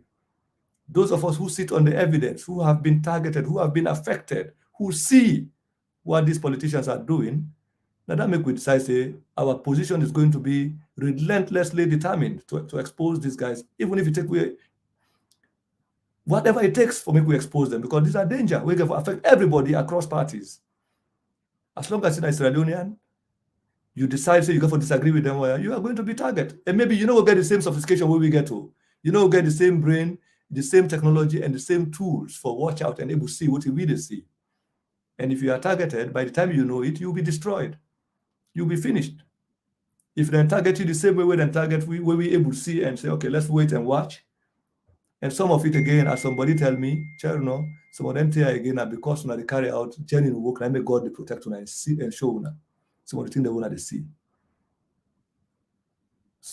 One person I even called me say nothing they talk now, then say when I get devil way they tell them what they happen. Not the devil we get. Our work is just genuine. And you cannot destroy everyone. We not one day take government money, government business, not a person they tell we for do what they do, we just they do them because we think say the country deserve better. That's not the reason. So before I introduce my own personal thing to it, I want to tell you say this is a danger that is ongoing. You need to know about it. The more you are educated about it, the better. So I will come. I don't promise break for some time now. We don't go 1 hour 33 minutes. I will pause here, welcome. I will read some of the messages and see if there are any questions or observation. Then we'll go for talk about them before I go to the second segment. The second segment of the conversation will be how we identify them, how we can know about this, how we've been targeted, and again, how some of the people that are the push will know about this, try for can psych we for know if we know say then this thing they go on, or if they use them against who will know. But then lie to we say one of them comping, they don't what is and they don't hack inform. And we check, we can't find us in a lie. And then later when we investigate it, we can't find out that these people were doing this because they are aware that this cyber intel operation is ongoing and it's been deployed against us and against other people.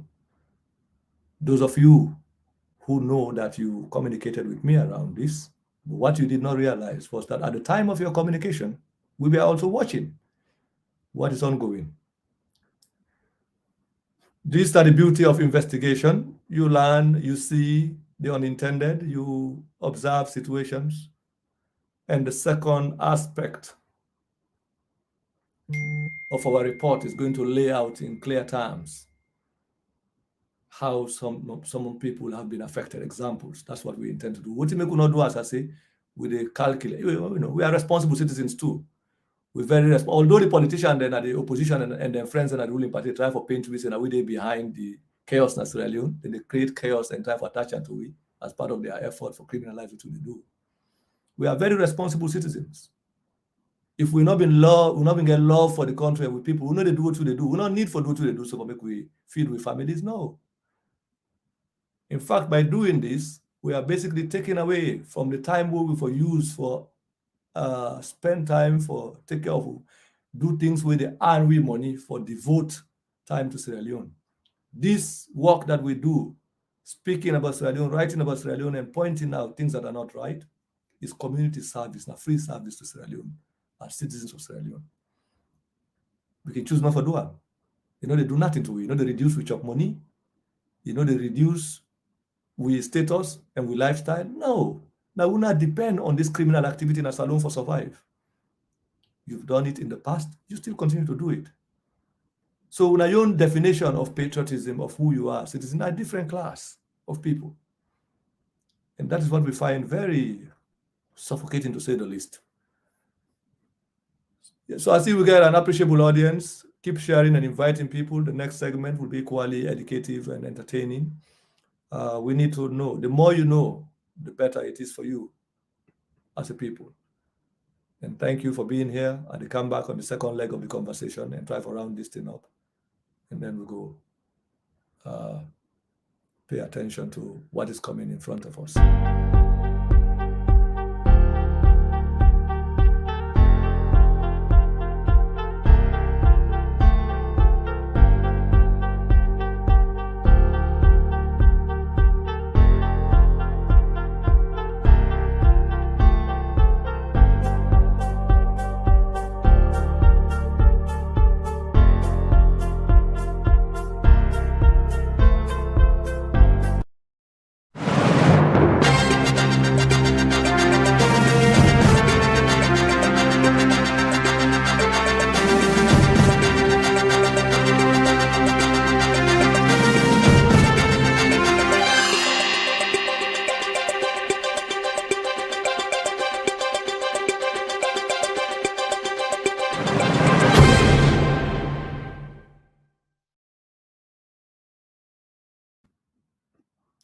Yeah.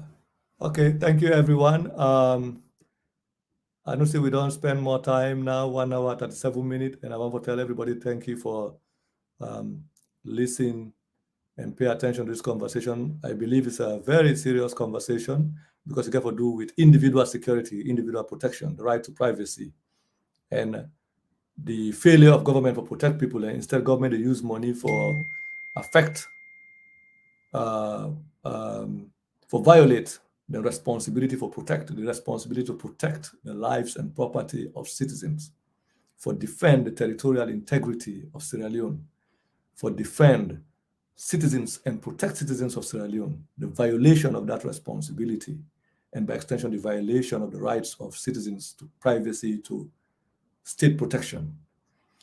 This is what they say, no matter how much a government is affected by the activities of a citizen of the country, the government still get the obligation to protect that individual. Because apart from choosing to be naturalized to a country, when you are a citizen of a country by birth or by descent, it is not a choice, it's a fact of nature. So we as Sierra Leoneans, not because we decided to swear an oath of allegiance. By nature, we are born in Sierra Leone, or we were born of Sierra Leonean parents. And then as a fact of nature, we are Sierra Leoneans, which means that even if we disagree with the government in terms of how public policy is being formulated, how it's been implemented, how resources have been allocated, that is not any sufficient reason for the government criminalize any citizen. In fact, the Constitution, those who are lawyers will tell you, for some of us who are social science or humanist scholars, we know that the responsibility of a government is to protect citizens, regardless of your opinion. In fact, the constitutions of each and every country give citizens the right to an opinion, a universal right, the right to conscience, the right to hold an opinion of your own, the right to have a belief, including the exercise of that belief, whether that belief you can do with religious belief. You can choose to be a Christian, a Muslim, a Hindu, any kind of religion that you believe in, any kind of faith. You get right get right to spiritual consciousness. Government will dictate that to you. It should not be imposed on you. And your decision for hold on to your right to conscience and right to expression, for express that conscience, including the right to free speech, you exercise in a way that is not pleasing to the government has no right under the law for criminalize you or make you any less of a citizen. These are universally accepted principles, both in law and for the purposes of human existence. Because these are rights that are given to you by nature, by the fact that you are a human being created, if we can use it, created by God and placed in this universe. Human authority, government do not exist for make people's lives miserable. No, governments exist for make sure that people live the purposes of human existence, the right to life, the right to decent living, the right to dignified personhood. And that includes dignified personhood includes the right to private life. And what does that right to private life? For, get a family and raise a family of your choice. Even now, you see how those rights have been, the right to, personal life, dignified personal life, the right to life and personhood has been extended now. You get this universal discussion around even sexuality rights for decide how you have to exercise your sexual appetite. So these are to the extent to which societies around the world are aspiring for more free environments where their citizens could live and exhibit their human potential and the decision of how they want to enjoy their own life, including how they want to engage and in conversation that determine the kind of life, the kind of society, the kind of environment in which they live. Now we don't go to the point, or we even develop rules and regulations of how to even treat our own environment. How for cut stick, we stick not for cut. How to protect certain forests, when are trees, because in the final, even trees have life. They breathe oxygen in exchange for carbon dioxide, from human beings. This symbiotic relationship is impossible without respect for one another, respect for life, respect for the environment, respect for animals, respect for everything that is within this universe, including human beings. So the purpose for the government for regulate this space and make sure, say, whether a plant, an animal, a stone, a mountain, a river, all of these should exist and flow naturally. Because when you obstruct the flow of the natural correlation of the environment and anything within it, it causes other things. This is the mudslide, landslides, because these are all what we call infractions, now the aberration of the natural order of things. So the same way, when it comes to human beings and the reason why we elect people, and for making them protect we rights, we interest and respect we as human beings. So when you get to a situation where a government has nothing else to do but to think about what kind of secret operations that has to be done for police and for contain particular set of citizens who they think are exercising their God-given right to conscience, right to expression, right to free speech, then what you have is a violation of the natural order of the society, natural order of things. And this is what we're talking about. And this is what we talk about now.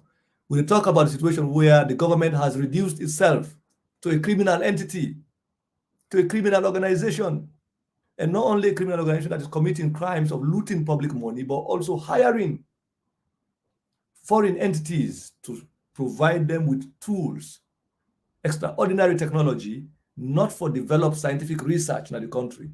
We will produce machines, encourage people with talents. We get very great young men. For example, you look around the country, you get farmers like the Kabia farm, the women in Kabbalah who are producing onions, farmers that produce rice. Tractors are not there. Fertilizers are not sufficient. Even the money for fertilizers that goes to the agricultural ministry is stolen. First, they will get this seed program in the agricultural ministry. Even seeds they're not available for farmers.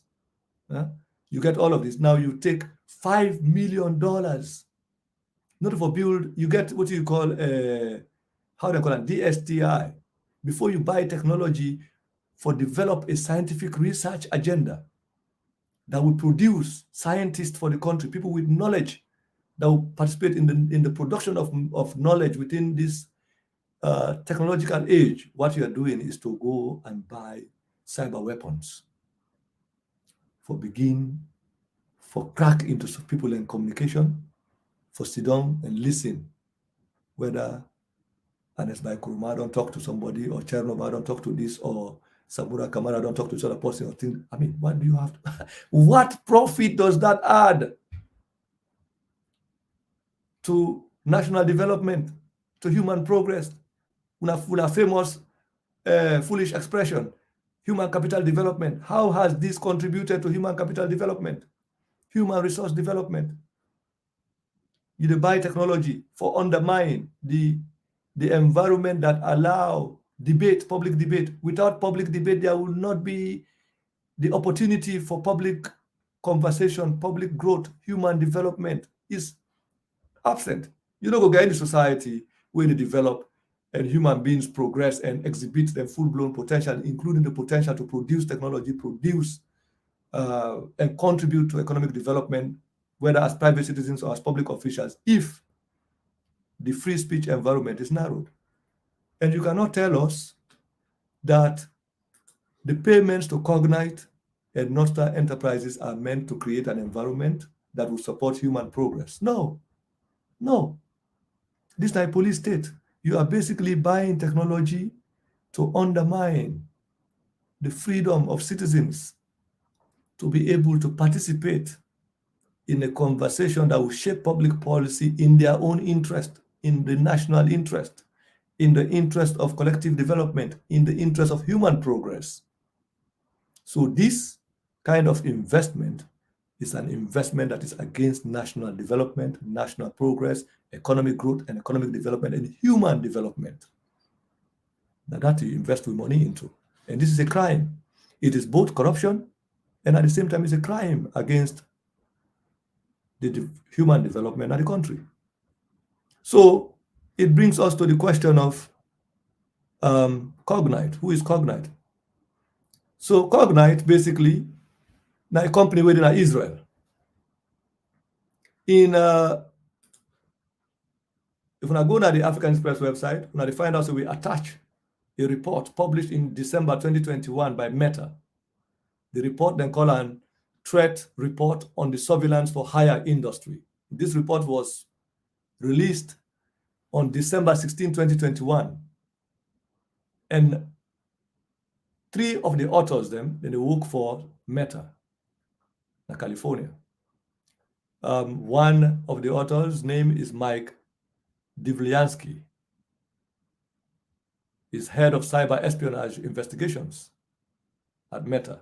Meta, I know, of course, Meta and the company we get Facebook, Twitter, and stuff like that. Now we don't sell Twitter now, but WhatsApp, I think, then they get Facebook and WhatsApp. Most of these social media apps will use, including WhatsApp. And the second person will be a part of this investigation. We produce this report. Now, David Agranovich is the director of threat disruption Meta, and the third person, Nathaniel Gleischer, head of security policy. So again, the title of the report is Threat Report on the Surveillance for Hire Industry, published, as I say, on December 16, 2021. This report, by the way, what I read from it did at the African Express website. I know say, for the most part, they take advantage of the fact say people in a salon not get time or not get the patience for read, apart from the fact that we get the majority of the population will not benefit from higher education. But even those who are educated, including professionals, enjoy football, soccer, and other things, including for party, but they have less time to read. So what are the summary of this report?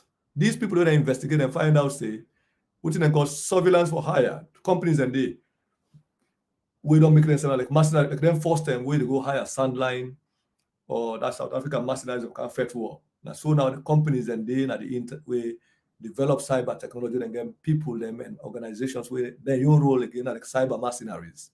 You hire them for can help you fight the cyber warfare. So in this report, the summary of the report here, these investigators from Meta, they say the global surveillance for hire industry, this group of people and now this company we talk about, companies and don't they, where they for hire, and they are called this global surveillance for hire. Like Sujaman no more, but the only thing here, they use technology as part of their warfare, cyber technology as part of the warfare, cyber warfare. And it has grown into an industry, like whole business, like whole conglomeration, like enterprise, and they don't develop various companies in different parts of the world, like whole mercenaries, cyber mercenary companies. And when you look at them, are experts. So somebody go don't work for them, big Microsoft and Defender, and then they invent some of this technology. Now they don't transfer that knowledge to companies then with a new rule and for fight cyber wars. Like soldier man there, computer soldier man there. You can imagine computer armies. The industry targets people to collect intelligence, manipulate and compromise devices across the internet and accounts across the internet. So the war in the fight and cyberspace, cyber warfare. I did the war there. So in fact, for Facebook or Meta in this report, then called while these cyber mercenaries often claim their services only target criminals and terrorists, when they set up these companies, by the way, not to hidden companies, and legal companies, and they put them and say, no, we did no more for help government for protect themselves from criminals where they attack government infrastructure, banks, cyber warfare for help government and prevent. Then it makes it a legal thing they do. But when Meta investigate and find out, say, these companies are,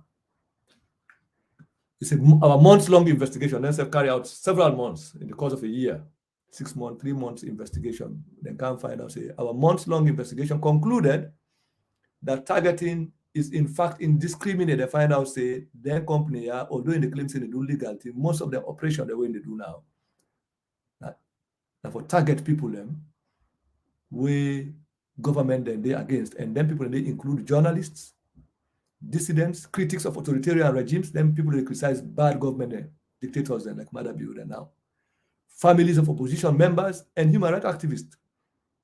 So we then check the finance, all the people that way these companies they don't target at different parts of the world.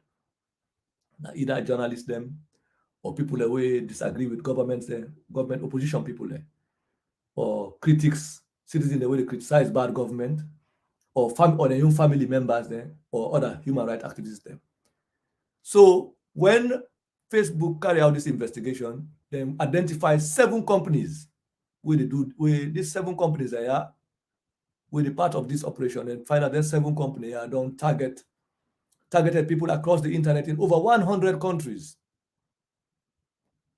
When them check, they find out, say, oh, Facebook don't target them company, they don't target about people that in different journalists, human rights activists, over 100 countries in the world.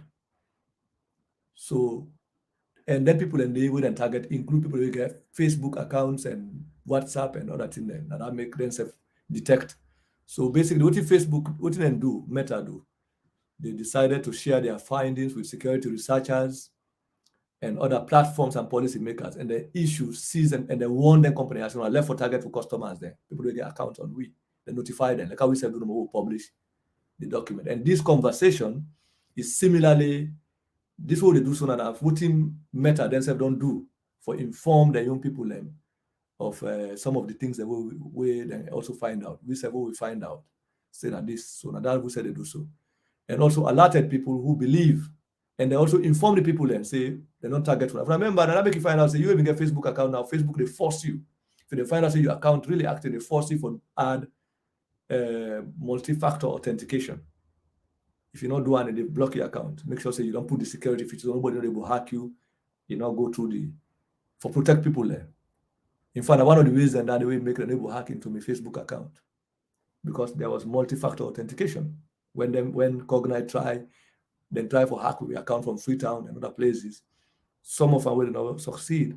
Now because already we had gotten an alert from Facebook about how to develop multi-factor authentication and add security, including other things. So now I don't go read the report all, but I will just show now the companies that we identify now. The companies that include the number 1 company where they put out this report, then call it Cobwebs Technology. Then find out the Cobweb, then they carry out surveillance chain phases, reconnaissance, and engagement. If I read the report, they see all the patterns, how did they do, how the hacking they take place. Then they first make accounts, then be PAD. After that, they take to the point where they send bug na your phone, like a message for say click here, where you click on, stuff like malware and spyware in. They did it to my phone. I will tell you now, I can't share my own experience, but I just want to identify the companies and way Meta identify. Not to will the company where Salome they pay money, they under this list. The first company na Cobwebs Technology. So Meta say when they investigate, they removed about 200 accounts which were operated by Cobwebs and its customers worldwide. Then find out say Cobwebs don't get about 200 accounts now, Facebook and other social media platforms within the operate, when they target people with. They use for target people then. And this company, this firm was founded in Israel with offices in the United States and sells access to its platforms that enable reconnaissance across the internet, including Facebook, Instagram, WhatsApp, Twitter, Flickr, public websites, and dark websites. In addition to collecting information about their targets, the accounts used by Cobwebs customers also engaged in social engineering to join closed communities and forums and trick people into revealing personal information. Our investigation identified customers in Bangladesh, in Hong Kong, the United States, New Zealand, Mexico, Saudi Arabia, Poland, and other countries. In addition to targeting related law enforcement activities, we also observed frequent targeting of activists, opposition politicians, and government officials in Hong Kong and Mexico. Cobwebs. Now, see what Meta say about that. We did the investigation find out. Now, the second company, na Cognite, I ended at the list now. So, Meta, December 2021, I'll go back at the date. This report was say so. I mean, it in our website. We'll share them back. December. Anybody want this report?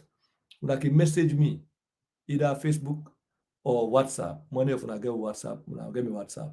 Or I will post this one with various WhatsApp groups. When I get out, I share it with other people again. We article will write and this report will Meta write.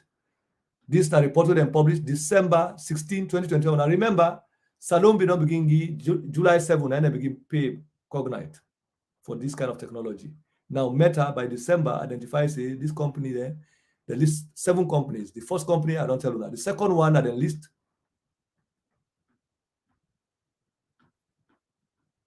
a Cognite. So what did I say about Cognite? They say we removed about 100 accounts on Facebook and Instagram, which were linked to Cognite. Cognite, the name trade, if a company will be not get that name with them called WebInt Pro. WebInt Pro and its customers. This firm is based in Israel and it sells access to its platform, which enables managing fake accounts across social media platforms, including Facebook, Instagram, Twitter, YouTube, and VContact, and other websites to social engineer people and collect data. Our investigation identified customers in Israel, Serbia, Colombia, Kenya, Morocco, Mexico, Jordan, Thailand, and Indonesia. Their targets, the targets of Cognite, included journalists and politicians around the world. So I just want to read more as a Cognite. I want to remember Cognite 9 them pay. Part of the company, the way the government pay, then no more they receive over $2 million in the sample transaction we'll give them. So even when Facebook, Meta don't produce this report, and one of the dangerous companies then, where they carry out this kind of operation, government of Sierra Leone still they can pay money to them up to July 2022. So the other companies include Black Cube, number 3, number 4, Blue Hawk, Beltox, number 5, Citrox, number 6, number 7, a company where they identify within China, but they don't even know a name. It's an unknown entity in China where they identify, where they carry out this operation. So first, this don't happen. So what do we experience? We don't investigate now. So at the time we Meta, they carry out this investigation to find out about this situation. We self at the same time they investigate us alone because we don't notice cyber operations against our own website first. When I remember all this time they post our website saying the hack website, they put them down, they put them up, put them down, they put them up. And the time we begin investigate. And sometimes we got to tell us we go for investigate for see the cyber operations. So we don't notice and identify cyber intel operations against African Express. So then we investigate the Bank of Salone because we say no more Oh, we don't cognite in a saloon. You don't understand. Or there's cyber intelligence companies and in a saloon from BTalk. So we wanted to see also whether there are financial transactions. How much government don't pay for this, apart from the fact that we know they don't contract them. So that is the evidence here. So the question here, a company, and not to say no more meta, no more investigative wire. Now I will go back, when I go back to the African Express website, this document they did. But what did we find out? We find out, say, internationally, even the US government don't take action against the companies that put them, the NSO group, they call it. You know, remember Pegasus, a whole research project also being exposed, how government they hire NSO and these cyber intelligence tools for target journalists around the world. That report is out there. But where they didn't here in a saloon, with the fishing a far place there, that's where they happen, and then dangerous Middle East, Latin American countries. When we tell them, say, what you the hearing a radio about Pegasus, about all of this, not a rumor within a saloon. And in one of the top companies, the leading companies where they carry out some of these cyber intelligence companies, Mother Bureau don't pay them money. Not to them say the Bank of Saloon record. They will not publish the evidence. This not to technology we then buy for protect citizens, now technology we then buy for attack certain citizens. We have been targeted potentially with that technology. So in Europe, in fact, in early March 2022, March way past, so 2022, the European Parliament set up a committee for investigate this issue about how government they hire these cyber companies there for target opposition, for violate citizens' rights, including journalists. That committee is there. And we intend for forward, me personally, at the right letter in my own hand, document the evidence what I don't collect about this and report to the European Union Parliament and the European Union CSF and tell them who now will they fund this government, because the European Union gives a lot of money to Sierra Leone, including funding our elections. For making them know say that already the government is using cyber technology for narrow for target citizens in the country, including myself, who is a citizen of Sierra Leone. And this is what they say, the records are here, the government, So the United States, Europe, everybody is concerned about this situation. They don't ban some companies, and those who want to check the news, it's out there. So basically, we find out, while concerns over spyware technology increased in Europe and United States, we own investigation. This would better that we own investigation, find out, say, the government of Salone, government officials in Sierra Leone had already transferred millions of United States dollars in payments to Cognite. We already know that Cognite and how they are listed internationally. And we are using cyber intelligence operations to target political opponents. We begin notice this at least in April 2022. Now we'll see the intense attack on African Express. Remember, by April, there's small demonstration that happened at Freetown. Now remember April, that day the government and the parliament intensified, begin ramp up all kind of distraction from small protests. Then we can talk about within them protesting from teacher strike, teacher solidarity movement now, women's protest now, all of these protests. Then a separate discussion. Where can they? How and the purposes and how those ones feed into August 8 to 10. Now different thing. And the focus on the cyber intelligence now with the evidence in front of we. So here, these cyber intelligence operations, we, African Express, noticed the intensity of a target by April, around the same time when the protests they happen. And this was really around the second week of April, after a conference we organized. Now, last year I held a conference. Many of you who are following my work signed up for that conference who have been doing at the university. Now, the second week after that conference, now we begin to notice this intel operation from targeting my own communication. In fact, by middle May, my phone will only begin to receive the spyware messages then push directly into the calendar section. And some of them also include the assigned people that maybe they call me randomly from different parts of the world, including with different numbers. The disturbing phone calls. Regularly, you will think they are just ordinary spam calls. I mean, they record spam calls, what they call spam calls, random phone calls from companies. Some they just call them and listen. So they call and try for selling technology. try to sell you information like advertisers, but in actual fact, they're part of the information collection process assigned. Since I post on Facebook for say, they publish about cognite. Now the phone calls, they all on the phone don't cease, they don't reduce, they don't cease. I was getting those phone calls 10, 20, 50 in a week. I got to publish all the numbers of phone calls that we've received, me and other colleagues of mine, and people who I talk to. This exclude messages coming into my phone. Directed around May to June, towards the end of May to June, I begin to receive these spyware messages on my phone. Where the time they say, oh, somebody they hack your phone, they look your message, they try to get into you iCloud and stuff like that, because I use Apple technology for the most part. So we may not notice this. So we begin to observe the ramping up of these strange messages, unusual communication, unusual phone calls, random spam phone calls coming to my phone, and all of that. All of a sudden, they've ceased. Since December 5 to now, we'll be announcing, oh, cognite, we'll call cognite, I posted on Facebook, and I did the phone call that reduced.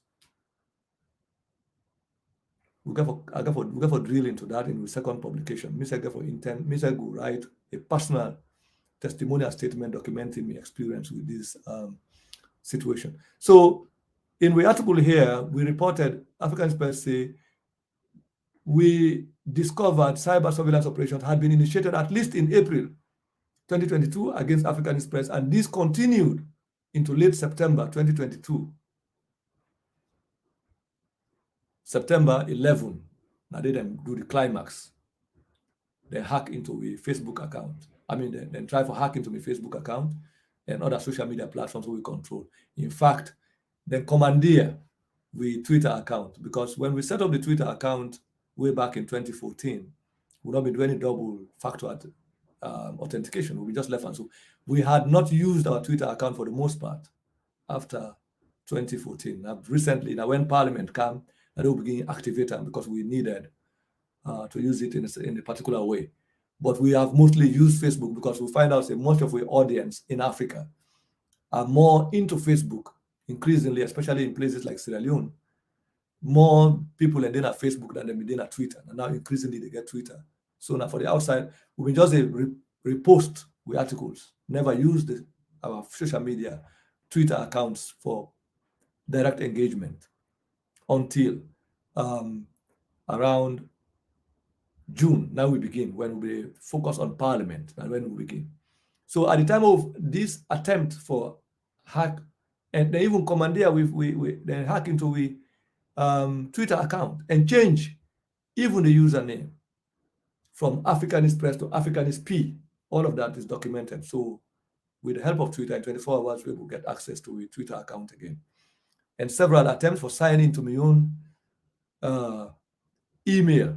I get a Yahoo mail that I've been running for the last 20, I would say at least from 2002 to now, almost 20 years email account, personal email account that they try to hack into. And we up to December, up to end of November, they try to do that as well for, So this is why some people even send me emails. I don't even reply to some of them because there's already an effort. They assign some people that say, well, I look for an IP address where they use. So that's to the extent. But without revealing too much, we notice our investigation identified patterns. All of these patterns of attempts for hacking to it, we aggregate and we check them. We intuition system, we see that there are patterns resembling cognite operations. And not only that, the fact that we don't identify payments of cognite and cognite's active presence in Sierra Leone, we concluded that cognite itself is one of the companies that has been targeting us. Now, who are involved? You should not be surprised that some of your opposition politicians are aware of this. In fact, by April, some of the opposition people try for even, they went as far as cloning my Facebook account, Mataluna today, created what looks like a post that came from me, and then share and even a platform, a WhatsApp group where I control. I told them, now I do this. This did not come from SLPP. It came from you, the rogue elements within the APC who are working with the regime. That was April, way back in April. So from April, we now begin monitor this situation up to September 11, when the direct attack on our social media pages happened, and the unsuccessful attempt for hacking to my Facebook and my own personal email. And all of these patterns, when aggregated together, they relate to cognite operations. So in this article, we reported that we had identified patterns included repeated malicious attacks on the African Express website. Countless times our website has been put down, they put down. Finally, they gave up on that in May. That made the last attempt for do that. We get all the statistics, which I hope we will publish in the subsequent articles on this situation. So the patterns, you find out, say, when they coordinate this situation, apart from just running IP addresses that have been identified in Sierra Leone, but also they do proxies that have been located mostly in Eastern Europe for the most part. They say that this is still material, like how they say we effort on this cyber front is still ongoing.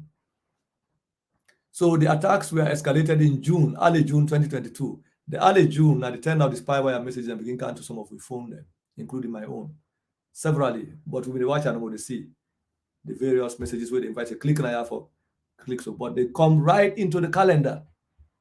Now the way they get calendar messages where they give you like an event. They announce like what looks like an event for me, prompt you for click. That's how they were doing it. And when you click, automatically they have access to you, to your phone, and they can control and change. I can't talk about how they do when they have access to you. So these attacks, but we notice now June, around the time where they said and done, the LJ movement may happen at the same time. They intensify the attack on my telephone here. And this, my personal telephone communication, I use my own example. Some of I'm not going to talk about some of the other information, but I can't talk about how we identify some of the opposition people and whose names I will withhold for now until the publication. That will come. But I will describe the scenario and I will read directly from the messages in my phone.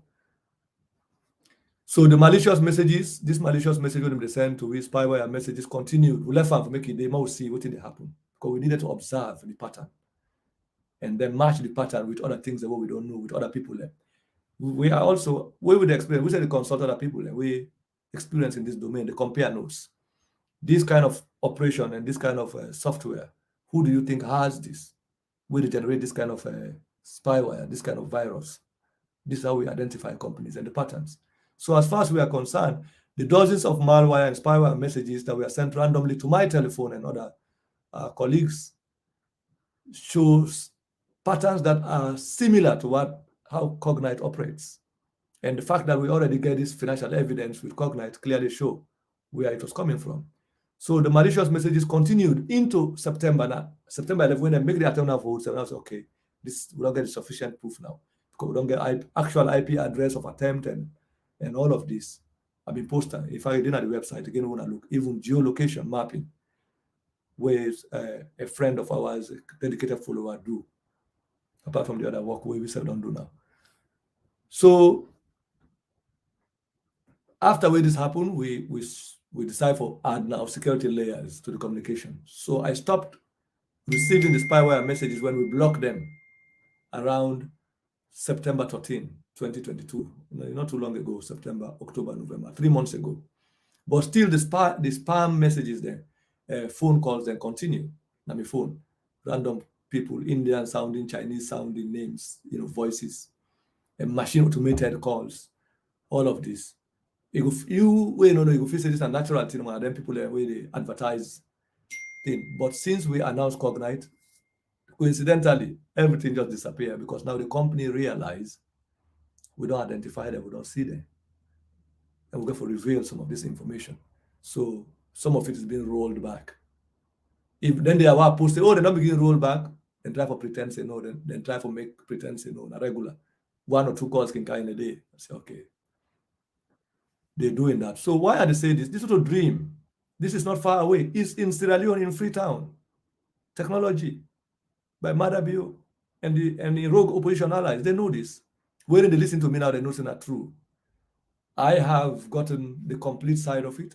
So I tell them, I made them know. And my responsibility here is to tell you, the ordinary citizens, who want to get telephones, who want to engage, who want to communicate more, who want to know citizens. And this is not to put fear into you. It's to tell you that we can also expose. We investigations not just to track the finances, but to also see these kind of things that governments do. All of this when they do so, that for making them able for thief money, so that nobody no go know. It's part of the process to silence Africanist press, to silence other people who are speaking out, who are opponents of the government. And that they try to do. Some people might not be sophisticated enough for pay attention to some of these things. They will think it's natural. And that is how it is. And that the danger than they. So how do you say? So in the course of we investigation, what we can find, and we also discovered that similar, this same way they target, this example I don't give, I don't talk profoundly, but the same way they target African Express, we can check now, we find out, say, oh, even some of the opposition, but not all of the opposition, some of the opposition politicians as well, especially the real opposition, because we don't talk about two types of opposition. Opposition within the opposition, not to that I talk about to the sellout one day, especially at the level of parliament, not to the one that they, in fact, they are complicit. When I don't let them pass the law, they know what's going to happen. We can find out, say, the same kind of surveillance operations were potentially being used to intercept and target other opposition people there in the country where the government drive for. Know what they do, who they talk to, what kind of conversations they are having, and all of that. This is in addition to people the way they close to the way they report about them. And how we learn about this, now the fact that make a go now, yeah. They check me. yeah. In somewhere around April and May, make I not just do. I get a couple of people who are in the opposition. One or two, I would say three of them are even former ministers or part of the former cabinet. So they came to me just usually, like how people can just send me message no more, because I get sometimes I sit down and they get these fake people that they just send me fake document and say, hey, look at the document of Susu. I just smile and laugh because they assume that information we publish and people randomly they send me information, we take our publisher. Breaking news.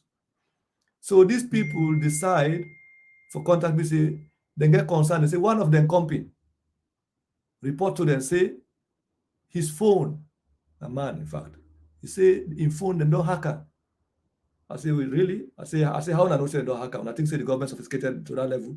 He say, yeah, I say, in fact, he noticed say them putting phone off, a phone go off, the way come on, they don't change how he save the names there. Like phone. Now I say, give me your phone number. They didn't give me. We run a check. But we've been already know say then why. In fact, those individuals who had contacted me, they were subject of our own investigation. That is what they did not know. Because we don't notice the opposition complicity. We were investigating them at the time that they decided to make this lie. So they felt also they may investigate for find out if we get the capacity for understand how if these things are deployed, if we go know. By the way, we can already see the transactions going. This now around it, we watch now for see how the process is going to complete. So they attempted to tell me that one of their colleagues has been hacked, which I could say no, it's not possible. But anyway, we went back and forth. We decided to collect all the numbers of the people who are in the circle of this individual that is supposedly, allegedly hacked. And we run a check. We see that none of the numbers were compromised. Instead, in fact, like the reverse, we can find out. These people knew that some of their colleagues have been targeted. There will be one for find out from if we know, say some of them people are under surveillance. The young colleagues in the opposition. These are the rogue elements within the opposition. And they also wanted to find out if we then deploy the same technology on if we don't know say they spy on we are under surveillance. That is what they were trying to test. They were trying to test our ability to find out with knowledge of things. So we ended up, instead we begin collect more information from them. Say, send we more numbers. When I send we more, they send we 5 number with this person they talk to.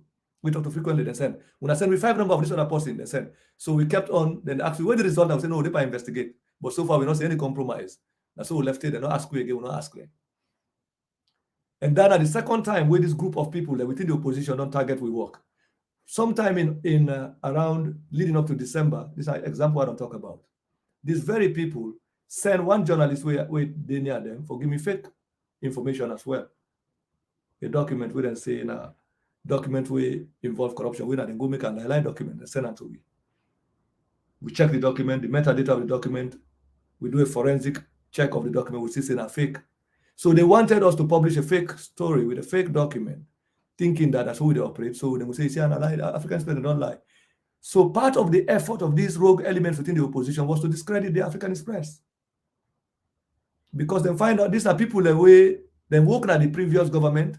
They have never been accused of corruption because they are working with Madabi, not because they were not corrupt in the past. But they moved on.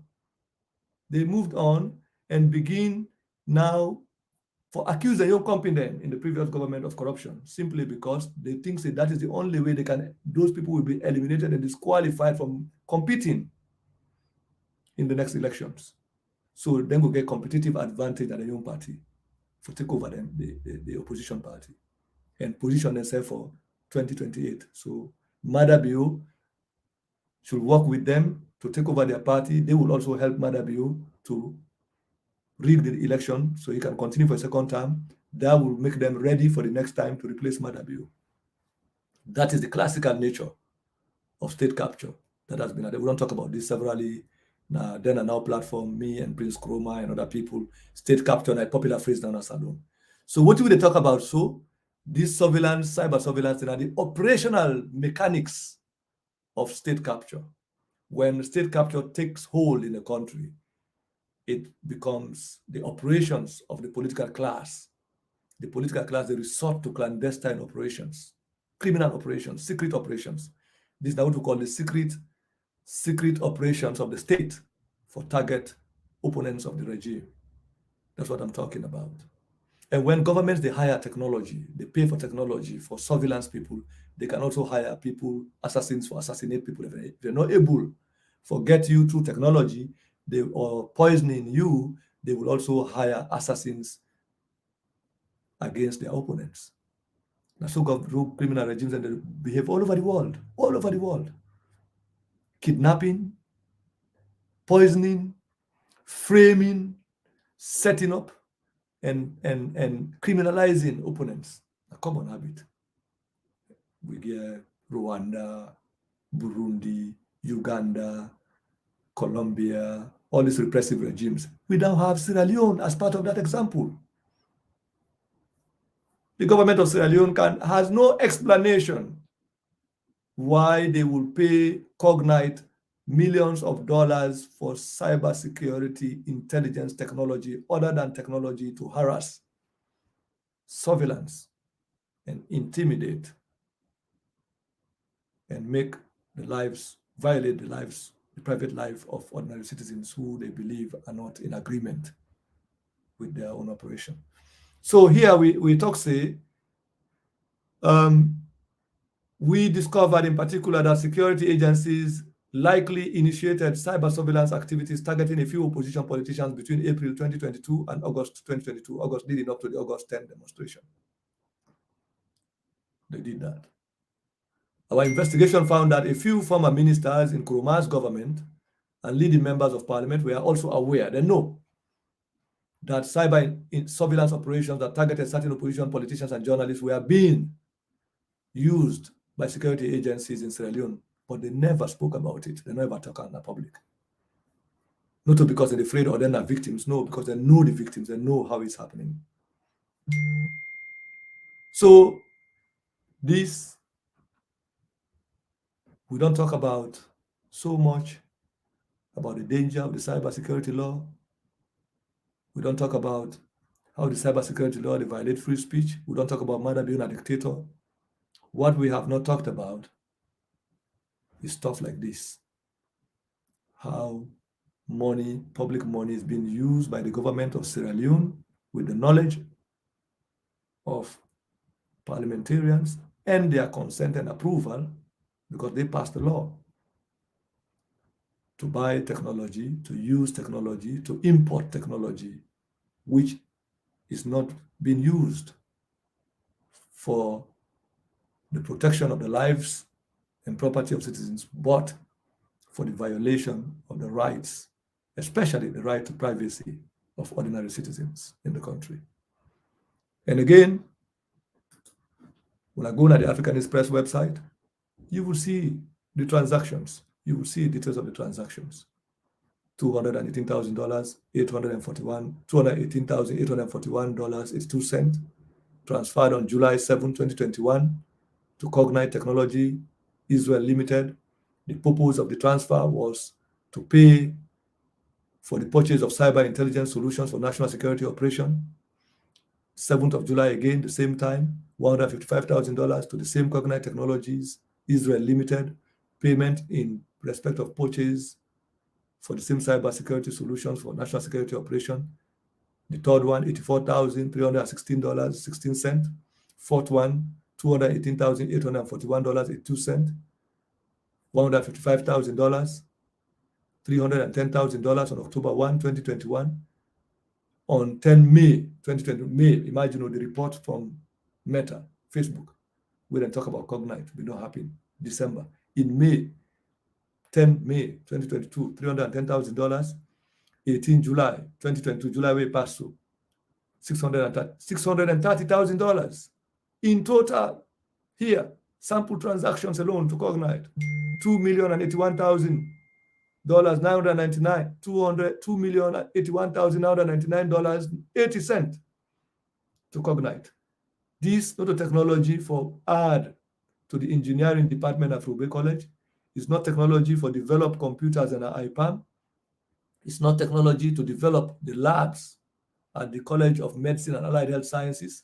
It's not technology that went to Njala for develop the School of Agriculture. This is technology that was bought to undertake cyber intelligence operations by the ONS, the Sierra Leone Police, and other security agencies, coordinated by Cognite. And we don't know who that is Cognite.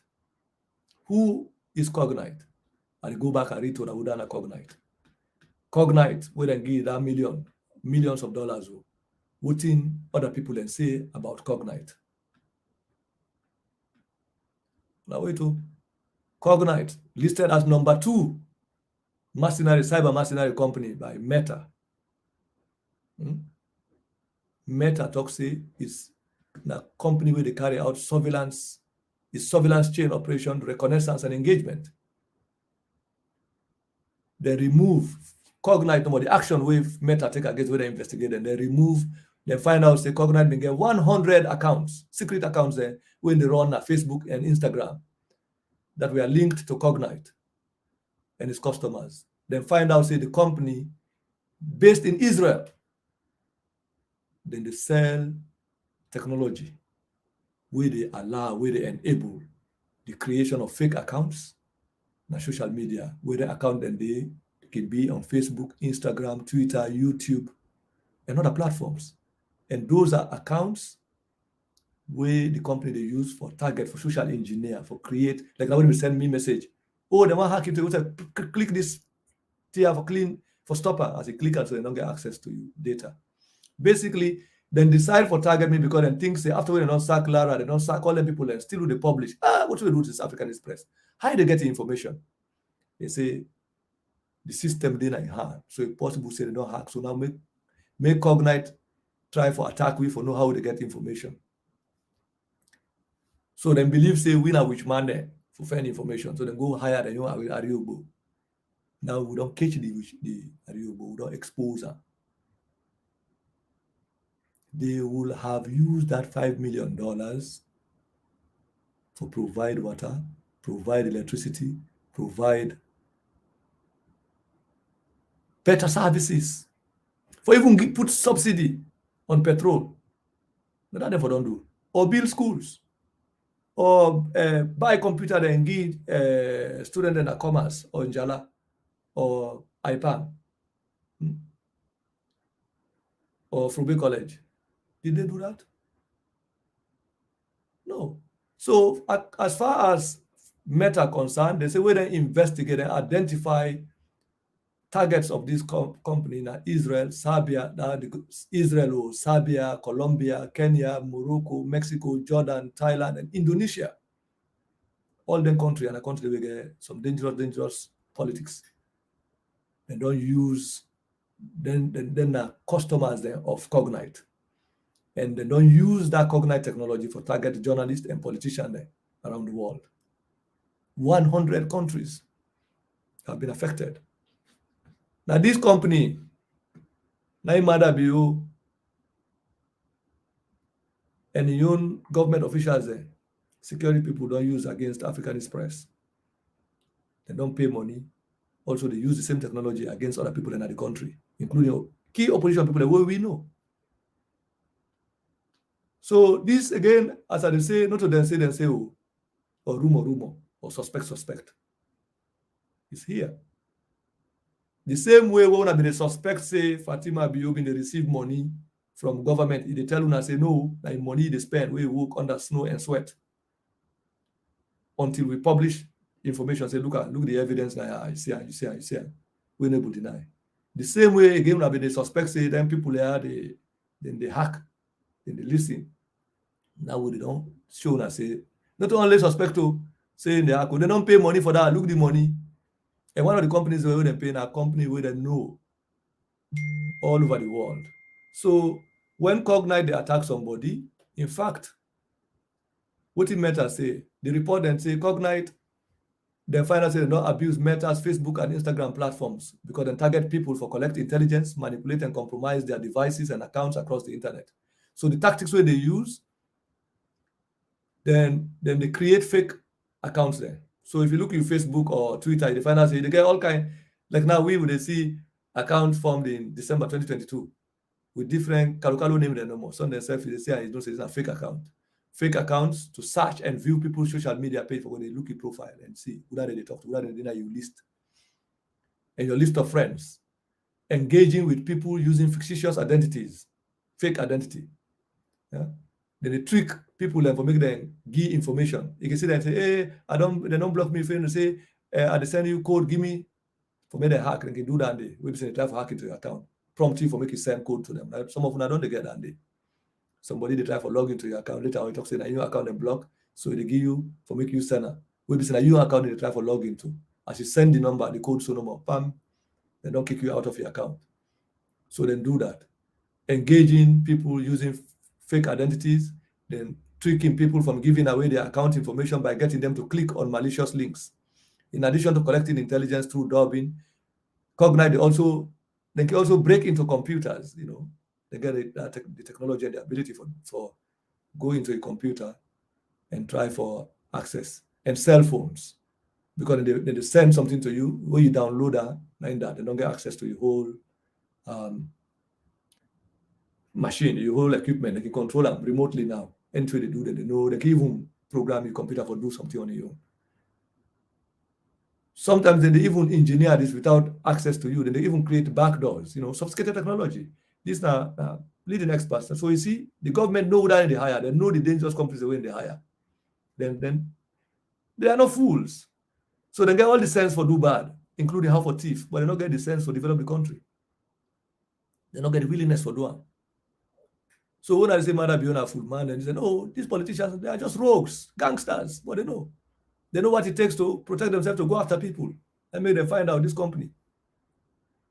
So Cognite get the capacity for compromise your telephone.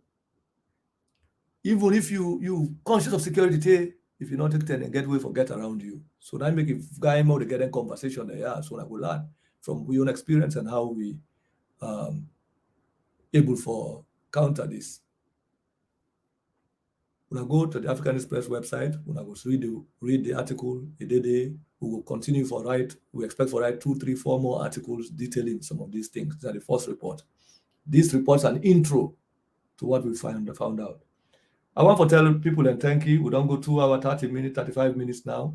I think we don't get sufficient conversation. Make us see the chat room.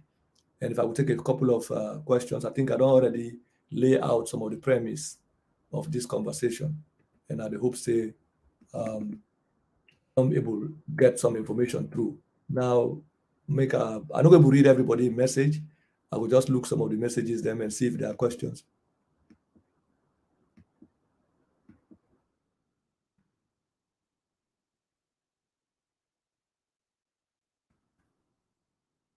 The opposition leaders in parliament are a disgrace to the menace. Mr. Okay, Musa Kamara. Mr. Ba, how can this information be used in any future investigation against murder, his wife, and his government officials? Well, we got to pray to God for make we still say we get a government we willing. But from the look of things, the reason why make parliament decide to come after the African Express or the opposition politicians and basically largely in parliament came after it because they know say if they take action on matter be raise these issues in parliament, they're under obligation to deal with it in the future. And at this make like by turn, they take the country, say we don't can and thief after that, they will them come out and can with thief. And now with this kind of information where African is present, we know to then say the evidence is right in the public. Any future government will be forced to deal with the situation. So let us hope that we will end up having a president who will be willing to look into these issues because they have to be examined in the interest of the future, the generations of, who picking the way they can now. And that I'm hoping. I'm not too really. What I will guarantee you, Musa Kamara, is the fact that I will continue to do this work that I'm doing with all the strength and health permit. I will continue for devote my time for do this. Maybe the style of reporting will change, the pattern, the technique will change, depending on the kind of government that we have in front. But that me will guarantee you. Regarding what we will have to do to hold these people responsible, let's see what will happen. So our opposition leaders in parliament are a disgrace, Brahma, Yaya, Kalawa. These guys are in between government. Okay. Um, Samuel Williams, absolutely. What else? Instead of providing sustainable electricity in Freetown. Okay.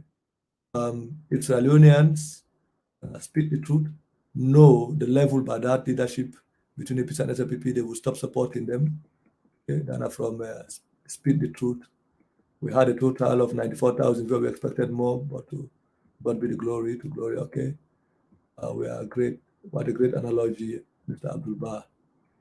It's funny how a full grown man will take up a job by condemning and defaming the president and his government. It's not bad to oppose, but doing it with hatred in mind. Okay, that's a good view too. We'll read everybody in view.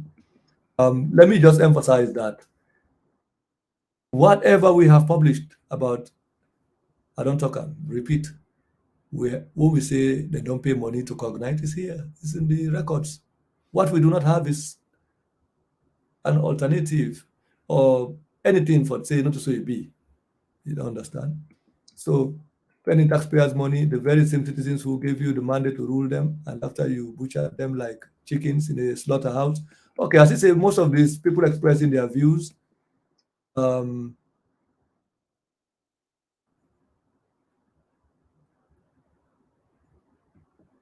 okay, this one they defend.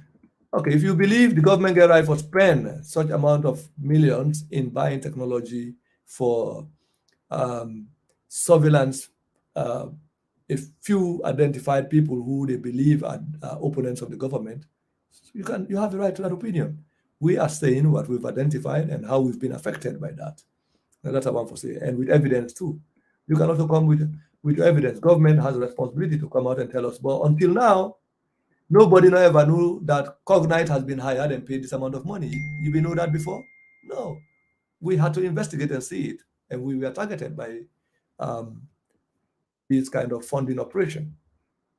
Some will have you believe that all of these conversations, okay, good.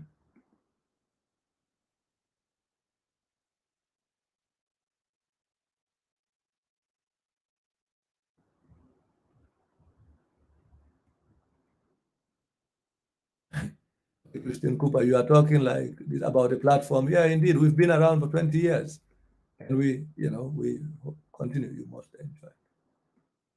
Okay, so thank you, Christine, for responding to the said Lang's content. Yeah, see. Okay, there has been very good, interesting debate on the chat forum. That is good. This is democracy. I would, Mr. Barr, to tell us if the money was not used for the intended purpose or it's been misappropriated. So requested $1 million for a trip to the UK, and so what? Don't talk to us as if we are idiots. Okay. If you believe, say, the president get right for going to Lebanon on, the president say they go Lebanon on a honeymoon, he can go over $1 million and knock out with nothing back. Later on, they say, he been go for on a much needed rest. So I think you have a right to defend what you want to defend. What do we know? We've shown Madabio in the first place when he was campaigning, he campaigned against frivolous public spending. He promised the people of Sierra Leone that he's going to close the leakages. He will reduce international travel expenditure. He will cut down on the loot of public money through international travel. Has he done that? No.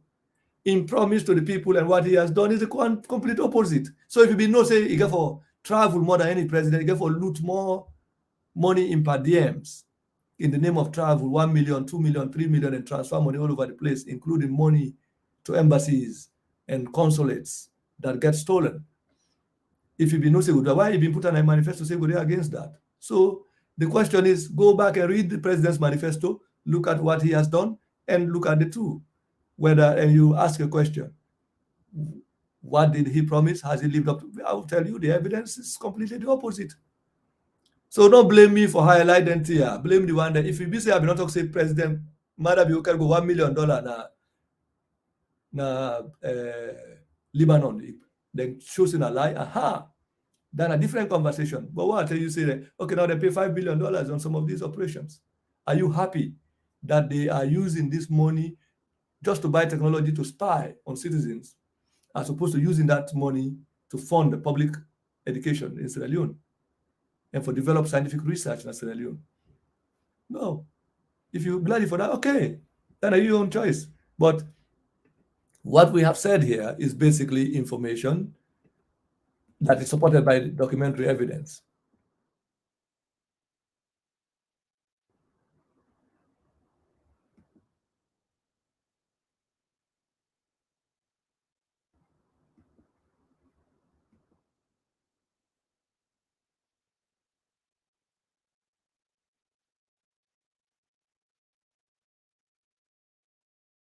Okay, so I think there has been a pretty good conversation on the thread here, which tells us that this has been a very good conversation.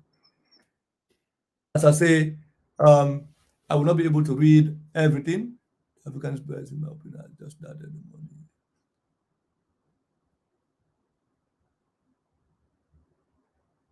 Oh, I think I just talk about this other comment. So I have basically laid out the preliminary conversation on cyber surveillance in Sierra Leone.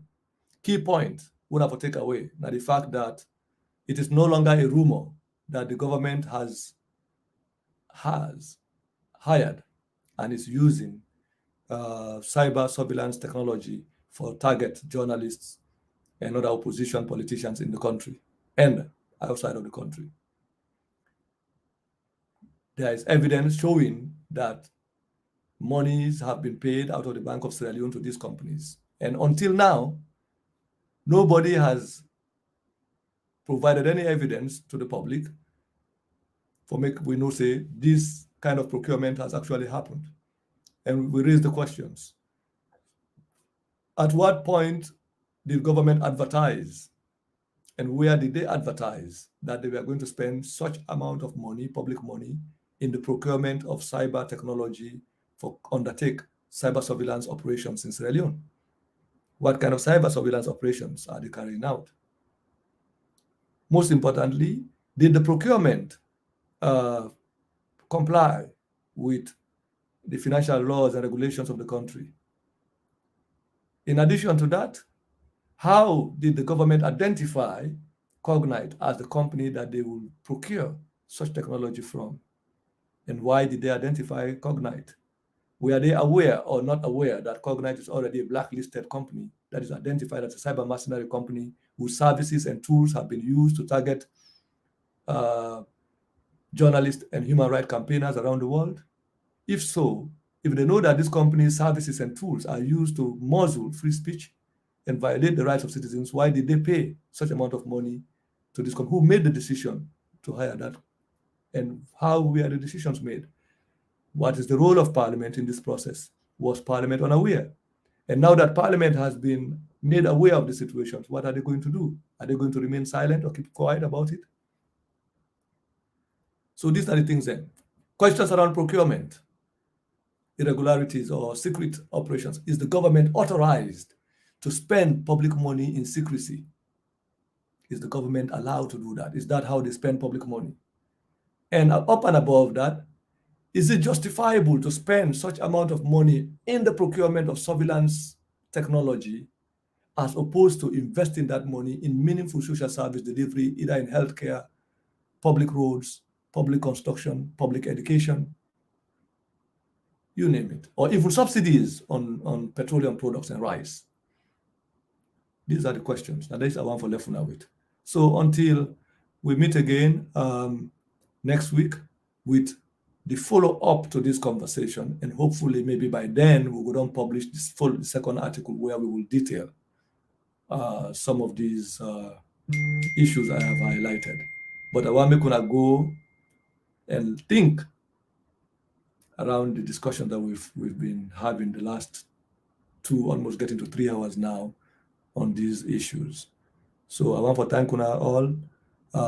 We don't sacrifice the time and the energy for listening to this conversation.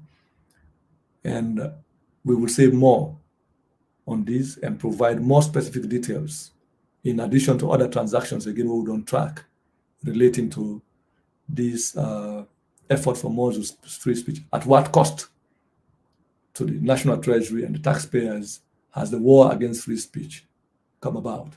How much has it cost the government to wage a war against free speech in Sierra Leone and against dissent, against opposition, against the right of citizens to hold a different opinion? How much has it cost us? At what cost to the National Treasury has the current war against free speech don't happen? And until then, I have been your companion and friend and discussant. I promise you faithfully, after this year, by the new year, we get for publish more revealing information. I told you in the past that we are still under 25% of the evidence in our possession, and we mean that. Hopefully by 10, the election rate will reach 50%. But we are here. We cannot be silenced. We cannot be silenced. Independent journalism is necessary for the development of democracy and for national economic development. And we are independent journalists. Our role is to hold leaders accountable. That is what we will continue to do. And we will do that relentlessly. And that we will decide to do. So thank you very much. And until then, my name is Cherno Alpha Emba of the African Express.